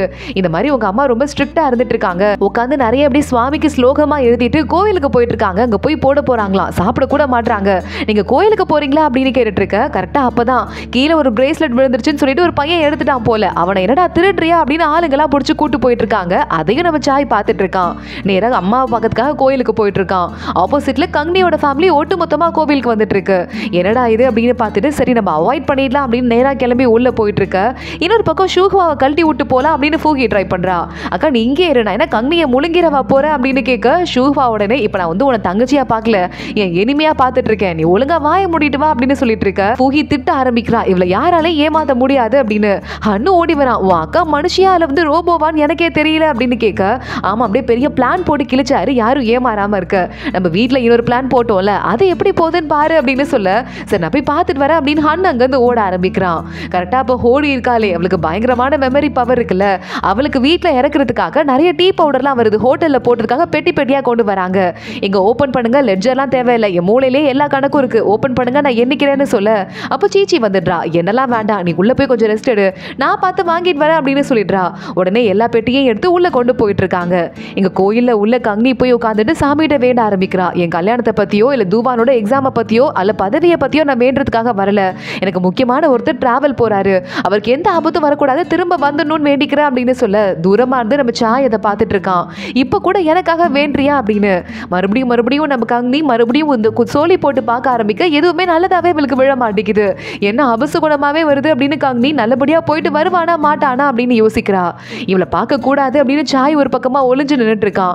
அப்போ அந்த பக்கமா மறுபடியும் ஷூஹுவா வந்துடுறா. வேண்டி முடிச்சிட்டியா, நம்ம கிளம்பலாமா அப்படின்னு கேட்டுட்டு உனக்கு இந்த கல்யாணத்துல இஷ்டம் தானே, நீ வாயை திறந்து ஒரு வார்த்தை கூட பிடிச்சிருக்குன்னு சொல்லவே இல்லையேன்னு கேட்க சில பேர் வாயை திறந்து சொல்ல மாட்டாங்க, நீ பார்த்து தெரிஞ்சுக்கோக்கா நான் நோவா சொன்னேன் அப்படின்னு சமாளிச்சுட்டு அப்படியே அங்கிருந்து கங்னி கிளம்பிடுறா. ஒரு மாதிரி சாய்க்கு அப்செட் ஆயிடுது. அங்க ஹன்னு ஓடி வரான். ஆனா ஏன் இப்படி பண்ற, உனக்கு எவ்வளவு பெரிய சான்ஸை கிரியேட் பண்ணி கொடுத்தேன், நீ கூப்பிட்டனா கங்னி கண்டிப்பா உனக்கு ஓகே சொல்லிட்டு உன் கூட வந்திருப்பா, நீ இந்த மாதிரி பண்றது எனக்கு பிடிக்கவே இல்லைன்னு கத்த ஆரம்பிக்க நான் என்னதான் இருந்தாலும் கிளம்ப போறது கிளம்புறதா அப்படின்னு மறுபடியும் சாய் அங்கிருந்து கிளம்பிடுறான். இங்க கரெக்டா கங்னியோட அம்மா கிட்ட இந்த மேட்ச் மேக்கிங் லேடிஸ் எல்லாம் வந்துட்டு துவான் வீட்ல இருந்து சீதனம்லாம் கொடுத்து அனுப்பிட்டு இருக்காங்க. அப்பன்னு பார்த்து நம்ம சாயோட அம்மா போயிடுறாங்க. ஊரே கேட்கிற மாதிரி கத்த ஆரம்பிக்கிறாங்க. ஆளுங்களையும் நிறைய பேரை கூட்டு வந்துட்டு இருக்காங்க. என்ன அநியாயம் இது, என் மருமகளுக்கு வேற ஒரு பையனை பார்த்து கல்யாணம் பண்ணி வைக்கிறீங்க. இந்த வீட்டுல நான் சீதனம் கொடுத்து விட்டேன், அது அங்கேயே தான் இருக்கு. சீதனத்தெல்லாம் வாங்கி வச்சுட்டு இன்னொரு மாப்பிள்ளையை பாக்குறது கொஞ்சமாவது நல்லா இருக்கான்னு கேட்க, சீதனமா அதெல்லாம் கொடுத்து வாங்கிக்கிட்டோம் தான், ஆனா அதுக்கப்புறம் தான் கல்யாணம் நின்று போய் எல்லாத்தையும் மாத்தியாச்சுல, அப்புறம் என்னங்க உங்களுக்கு பிரச்சனை அப்படின்னு மறுபடியும் கங்னியோட அம்மா கத்த ஆரம்பிக்கிறாங்க. பிரச்சனை போயிட்டே இருக்கு. இங்க ஆப்போசிட்ல இன்னொரு பக்கமா இருந்துட்டு துவானோட அம்மா பார்த்துட்டு இருக்காங்க. பார்த்துட்டு இது சரிப்பட்டு வராது, என்னதான் கங்னி நல்ல பொண்ணா இருந்தா கூட இவ்வளவு எதிர்த்துக்கிட்டு ஒரு கல்யாணத்தை பண்ணணுமா என்ன அப்படின்னு யோசிச்சுட்டு அவங்க பாட்டுக்கு உள்ள போயிட்டு இருக்காங்க. மனசு அவங்களுக்கு சஞ்சலமா இருக்கு. அப்படின்னு பார்த்து உள்ள ஓடி போயிட்டு இருக்க நம்ம சாயோட அம்மாலாம் வெளியே ஆளுங்க இருக்காங்கல்ல, அவங்க கிட்ட பெட்டியை கொண்டு வந்து காட்ட உள்ள ஃபுல்லா பெட்டியில சீதனமா இருக்கு. இந்த பெட்டியில வந்து டீ தூள் தானே வந்தது, இது எப்படி நகை எங்க வந்தது அப்படின்னு கங்னியோட அம்மாக்கே ஒண்ணு புரியல. ஃபூஹியை பார்த்துட்டு ஏண்டி நீ என் பொண்ணா இல்ல என் மாமியாரான்னு எனக்கு தெரியலடி, எனக்கே எதிரியா மாறியா அப்படின்னு சொல்லிட்டு கரெக்டா கங்னியோட அம்மா கண்டுபிடிச்சு கத்த ஆரம்பிக்க, ஊர் மக்கள்லாம் பார்த்து எவ்வளவு காஸ்ட்லியா சீதனம் கொடுத்துருக்காங்க, இதை விட்டுட்டு நீங்க என்னங்க பண்றீங்க, இந்த பையனுக்கே கல்யாணம் பண்ணி கொடுங்க, சாய் மாதிரி ஒரு நல்ல பையன் கிடைக்கணும்னு ஊருக்குள்ளேயே எல்லா பொண்ணுங்களும் எதிர்பார்த்துட்டு இருக்காங்க அப்படின்னு சொல்ல கரெக்டா துவானோட அம்மா ஆளை விட்டு சொல்லி அனுப்புறாங்க. உள்ள போய் உட்காந்து பேசுவீங்களா, வெளியே இருந்து பேசி சண்டை போட வேண்டாமா அப்படின்னு. ரெண்டு ஃபேமிலிக்கும் ஒரு மாதிரி இன்சல்ட்டிங்கா போயிடுது. உள்ள போய் பேசுறதுல நம்ம சாய் அம்மாக்கும் கங்னி அம்மாக்கும் வாக்குவாதம் வந்து அடிச்சுட்டு இருப்பாங்க போல. இதுல சாய் அம்மா கை கால்லாம் கீரலோட வந்து மருந்து போட்டுட்டு இருக்காங்க. சாய் உள்ள வந்துட்டான், நான் சொல்றதை கேட்க மாட்டீங்களா, எதுக்காக இந்த மாதிரி பண்ணிட்டு இருக்கீங்க, யார் என்ன பண்ணாலும் நான் ஊருக்கு போறதை யாராலையும் தடுத்து நிறுத்த முடியாது, நான் கிளம்ப தான் போறேன், இதுக்கு மேலே என்ன அவமானப்படுத்தாதீங்க அப்படின்னு கிளம்பி போயிடுறான். இங்க வந்து உள்ள ஹன்னு பார்த்துட்டு சாயோட அம்மா கிட்ட சிரிக்க ஆரம்பிக்க, சாய் வெளியே வந்து கேட்டுட்டு சிரிக்கிறாங்களா, இவங்களுக்குலாம் மனசாட்சியே இல்லையா, அறிவு இல்லையா அப்படின்னு கண்ணா பின்னான்னு கத்த ஆரம்பிக்கிறான். சீக்கிரமா போய் கிஃப்ட்டை ரெடி பண்ணு அப்படின்னு சொல்ல, கங்னியை பார்க்க போறீங்களா அப்படின்னு அசிஸ்டன்ட் கேட்கிறான். கிழிச்சாங்க கங்னியை பார்த்து, போய் தூவானை பார்த்துட்டு வரேன் அப்படின்னு சொல்லிட்டு சாய் கிளம்புறான். வெளியவே போய் நின்றுட்டு இருக்கான். இன்னும் கூப்பிடுறதுக்காக தூவான் வெளியே வரல. அசிஸ்டன்ட் பார்த்துட்டு இப்படிதான் போன தடவை எக்ஸாம்ல பாஸ் ஆகிறதுக்கு முன்னாடி அந்த ஆள் இருந்தாரு, அவர் வீடு வாங்குறதுக்கு காசு வேணும்னு கேட்டு உங்க முன்னாடி வந்தாரு, ஆனா அடுத்த தடவை நீங்க போகும்போது உங்களை கண்டுக்கவே இல்லை. இப்ப பாருங்க அந்த தூவான் எக்ஸாம்ல பாஸ் ஆனது உங்களை எவ்வளவு நேரம் வெயிட் பண்ண வைக்கிறான்னு சொல்ல, நிக்கிறதுல கால் வலி வந்துருச்சா என்ன, அதுக்குள்ள உனக்கு நம்ம ஏற்கனவே அசிங்கப்படுத்திட்டோம் இவங்களை, வெயிட் பண்ணுன்னு சொல்லும் போதே தூவான் வந்துடுறான். சாரிங்க படிச்சுட்டு இருக்கும் போதே உலகத்தையே மறந்துடுவேன் அப்படின்னு சொல்லிட்டு இப்ப வாங்க உள்ள போலாம் அப்படின்னு சாயை உள்ள கூட்டு போறான். அப்ப அவங்க அம்மா வந்துடுறாங்க. இந்த பையன் குரல எங்க கேட்ட மாதிரி இருந்ததுன்னு சாயோட அசிஸ்டன்ட் கிட்ட வந்துட்டு, ஒரு 2 வருஷத்துக்கு முன்னாடி உங்க பாஸ் இருக்காரு ஒரு கப்பல்ல டிராவலுக்கு போனாரான்னு கேட்க அந்த பையன் திருன்னு முழிக்க ஆரம்பிக்கிறான். இங்க இன்னொரு பக்கம் நம்ம ஹன்னு சாயோட அம்மா கிட்ட உட்காந்து பேசிக்கிட்டு இருக்கான். சாய் அப்பன்னு பார்த்து உள்ள வந்துடுறான். நான் ஏற்கனவே போய் தூவான் கிட்ட மன்னிப்பு கேட்டுட்டேன், இதுக்கு மேல உங்க கல்யாணத்தை நிறுத்த மாட்டேன், கண்டினியூ பண்றேன்னு சொல்லிட்டாங்க, நான் நாளைக்கு ஊருக்கு கிளம்ப போறேன்னு சொல்ல உடனே சாயோட அம்மா பாக்குறாங்க. சரி இதுக்கு மேல நான் உன்னை தடுத்து நிறுத்த முடியாது, அதுக்கு முன்னாடி உனக்கு நான் கல்யாணம் ஏற்பாடு பண்ணிருக்கேன், அதை பண்ணிட்டு இங்க இருந்து போன்னு சொல்ல, என்ன முட்டாள்தனமா இருக்கு, எனக்கு கல்யாணம் பண்ணி வைக்கிறதுக்கு என்ன கடையில போய் மீன் வாங்கிட்டு வர மாதிரி பொண்ணை வாங்கிட்டு வர முடியுமா என்ன, இதுக்கு மேல இந்த ஐடியாவை ஃபாலோ பண்ணாம இங்கேயோடய விட்டுருங்க, நாளைக்கு நான் கிளம்ப போறேன் அப்படின்னு சொல்லிட்டு சாய் அங்க இருந்து போயிட்டு இருக்கான். சாய் அம்மா பாக்குறாங்க, இவனை சும்மா விடக்கூடாதுரா, இவனுக்கு ஒரு பாடம் கத்து கொடுத்தே ஆகணும்னு ஹன்னு கிட்ட சொல்றாங்க. அன்னைக்கு நைட்டு சாய் தூங்கிட்டு இருக்கான். திடீர்னு பார்த்தா ஆளுங்கெல்லாம் போயிட்டு நம்ம சாயை சுத்தி வளைச்சிட்டு ஹன்னோட தலைமையில சாயை கம்ப்ளீட்டா கட்டி போட்டுடுறாங்க. ஹன் அவுத்தோட பொரியா இல்லையா, நடக்கிறதே வேறடா, நான் மட்டும் கழட்டிட்டு வந்தேன், உன் கை காலை உடைச்சிடுவேன் சாய் கத்த ஆரம்பிக்க, முடிஞ்சா பண்ணிக்கோனா அப்படின்னு சொல்லிட்டு ஹன்னு வேகமா போய் ஒளிஞ்சு நின்னுக்கிறான். மணியாச்சு கொஞ்ச நேரம் ரெடி பண்ணி கூட்டு வாங்க பாக்கலாம் அப்படின்னு சொல்ல அந்த அசிஸ்டன்ட்லாம் அங்க இருந்து தூக்கிட்டு போறாங்க. சாய்க்கு மாப்பிள வேஷம்லாம் கெட்டப்லாம் ரெடி பண்ணி உள்ள கூட்டு வர ஹன்னு போய் அவங்க அம்மா கிட்ட, பாருமா அண்ணா கடிச்சு வச்சுட்டான் அப்படின்னு கையை கட்டி கம்ப்ளைண்ட் பண்ணிக்கிட்டு இருக்கான். இன்னைக்கு கிளம்ப போற உங்களுக்கு அறிவு இல்லையா அப்படின்னு சாய் மறுபடியும் கிளம்ப ஆரம்பிக்க, உடனே கட்ட கழட்டினதும் அந்த கயிறு இருக்கும்ல அதை எடுத்து சாய் அம்மா கழுத்துல மாட்டிக்கிட்டு, இந்த கயிறை நான் வேற மாதிரி யூஸ் பண்ண வேண்டாம்னு சொல்ல சாய் சிரிக்கிறான். அம்மா இந்த குடும்பத்திலே உயிர் வாழ்ற ஆசை உனக்கு தான் அதிகமா இருக்கு, நீ காமெடி பண்ணிட்டு இருக்காத, உன்னெல்லாம் நம்பவே மாட்டேன், நான் கிளம்ப போறேன்னு சொல்ல வீட்டு வாசல்ல பொண்ணோட பல்லுக்கு வந்து நிக்குது. பொண்ணை போய் நீ கூட்டு வரது கூட்டு வராதது ஓ இஷ்டம் அப்படின்னு சொல்ல, எனக்கும் அதுக்கும் சம்மந்தம் இல்லை, நான் கிளம்புறேன் அப்படின்னு சாய் அங்கிருந்து போயிட்டு இருக்கான். ஆண்டி பாருங்க ஆண்டி கிளம்புறான் அப்படின்னு ஹன்னு கத்த ஆரம்பிக்க, ஏண்டா வாசலுக்கு தானே போறான், பொண்ணு அங்க தானே போறா, பாத்துக்கலாம்டா அப்படின்னு சாயோட அம்மா சொல்றாங்க. பொண்ணோட வீட்டுல இருந்து பல்லுக்கு வந்து நிக்குது. வீட்டுல வாசல்ல மக்கள்லாம் கூட்டிட்டாங்க, கல்யாணம் நடக்க போகுது அப்படின்னு சொல்லிட்டு சாய் வரான். பல்லக்க பாக்குறான். இங்க பாருங்க நான் ஒன்னே ஒண்ணு மட்டும் உங்ககிட்ட சொல்லிக்கிறேன், இந்த பொண்ணு உள்ள யார் இருக்கான்னு சொல்லிட்டு எனக்கு சத்தியமா தெரியாது, ஏன்னா அந்த அளவுக்கு எனக்கு கல்யாணத்துல இன்ட்ரெஸ்டும் இல்ல, அது மட்டும் இல்லாம எனக்கு நான் உங்களை கல்யாணம் பண்ணிக்கிட்டா கூட இன்னைக்கு நான் வந்து போட்ல கிளம்ப போறேன், அடுத்து கப்பல்ல ஏறினா 5 வருஷத்துக்கு அப்புறம் தான் வருவேன், திரும்ப வருவேனா வர மாட்டேனான்னு கூட எனக்கு கன்ஃபார்மா தெரியாது, உங்க வாழ்க்கையை வீணாக்க கூடாது நீங்க நினைச்சீங்கன்னா இப்பவே கிளம்பி போயிடுங்க ப்ளீஸ் அப்படின்னு பொண்ணுகிட்ட பேச ஆரம்பிக்க ஃபூஹி வந்துடுறா. கங்னி கேட்டியாடி கல்யாணம் பண்ணிக்க இஷ்டம் இல்லையா, கிளம்பி போலாமா, வா போலாம் அப்படின்னு கூப்பிட அங்க கொஞ்ச நேரம் ஓடி போன சாய் திரும்ப வந்துடுறான். என்னது கங்னியா அப்படின்னு பக்கத்துல ஓடி வந்துட்டு இருக்கான். ஃபூஹி நடுவில் வந்து தடுத்து நிறுத்துறா. என்ன சார் கல்யாணத்துல இஷ்டம் இல்லைன்னு சொன்னீங்களே அப்படின்னு கேட்க, அண்ணி என்ன மன்னிச்சிருங்க அண்ணி, உங்க தங்கச்சி தங்கச்சி கல்யாணம் பண்ணிக்கிறதுக்கு நான் கொடுத்து வச்சிருக்கணும் அப்படின்னு பிளேட்டையே மாத்தி போட்டு நம்ம சாய் பேச ஆரம்பிக்க ஃபூஹி சிரிக்க ஆரம்பிக்கிறா. அப்ப அவங்க அண்ணினா நான் யாரு எப்பவுமே அண்ணன் கூப்பிட போறியா அப்படின்னு அண்ணன் வேற காமெடி பண்ணிக்கிட்டு இருக்கான். பொண்ணை கூட்டு வாங்க அப்படின்னு நம்ம சாய் உத்தரவு போட்டுற பல்லக்குல இருந்து நம்ம காங்கனியை இறக்கி கூட்டு வராங்க. சாய் அப்படியே வேகமா பக்கத்துல ஓடுறான். இருப்பா இரு, இன்னும் கொஞ்சம் பொறுமையா இரு, முடிக்க வேண்டிய சடங்கெல்லாம் இருக்கு அப்படின்னு சொல்ல சாயை பார்த்து எல்லாரும் சிரிச்சிட்டு இருக்காங்க.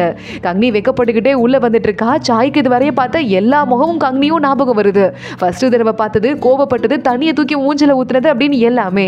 அதெல்லாம் பத்தி யோசிச்சு பார்த்துட்டே நம்ம சாய் இதெல்லாம் உண்மையாவே நடக்குதா இல்ல கனவா அப்படின்னு நம்ப முடியாம இருந்துட்டு இருக்க. கங்கனி சிரிச்சுட்டே பக்கத்துல வந்துட்டு இருக்கா. அடுத்து வீட்டுக்குள்ள கூட்டு போய் உட்கார்றாங்க. எல்லா கல்யாண சடங்கும் நடக்குது. ஒன்னா வைன் குடிக்க ஆரம்பிக்கிறாங்க. முடியெல்லாம் கட் பண்ணி வைக்கிறாங்க. சடங்கெல்லாம் முடிஞ்சிருச்சு அப்படின்னு எல்லாரும் ஹாப்பி ஆயிட்டு இருக்க. கரெக்டா அப்ப ஆளுங்கெல்லாம் வந்து சீக்கிரமா அவங்களுக்கு குழந்தை பிறக்கணும் அப்படின்னு வாழ்த்தெல்லாம் சொல்லிக்கிட்டு இருக்காங்க. சாய் கங்கனி வெக்கப்பட்டுக்கிட்டு இருக்காங்க. அப்ப ஹன் ஓடி வந்துடுறான். அண்ணா ட்ரீட்டுக்கு டைம் ஆயிடுச்சு, வா போலாம் அப்படின்னு சாய் அங்கிருந்து இழுத்துட்டு போக கங்கனி சிரிச்சுட்டே உட்கார்ந்துட்டு இருக்கா. கொஞ்சம் நேரம் ஆகுது. நம்ம கங்கனிக்கு ஜுவல்லரி எல்லாம் ரிமூவ் பண்ண வேலைக்கார பொண்ணுங்க ஹெல்ப் பண்ணிக்கிட்டு இருக்க.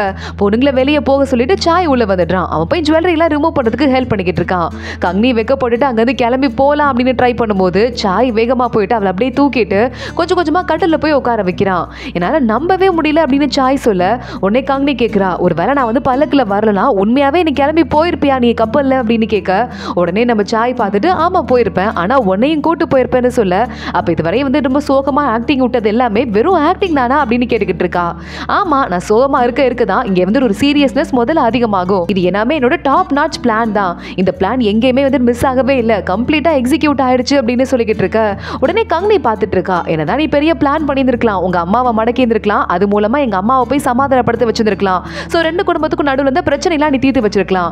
ஆனா என்னோட மனசு இல்லாம இது கல்யாணமே நடந்திருக்காதுன்னு அவ ஒரு பக்கம் பிளாஷ்பேக்கை காட்டுறா.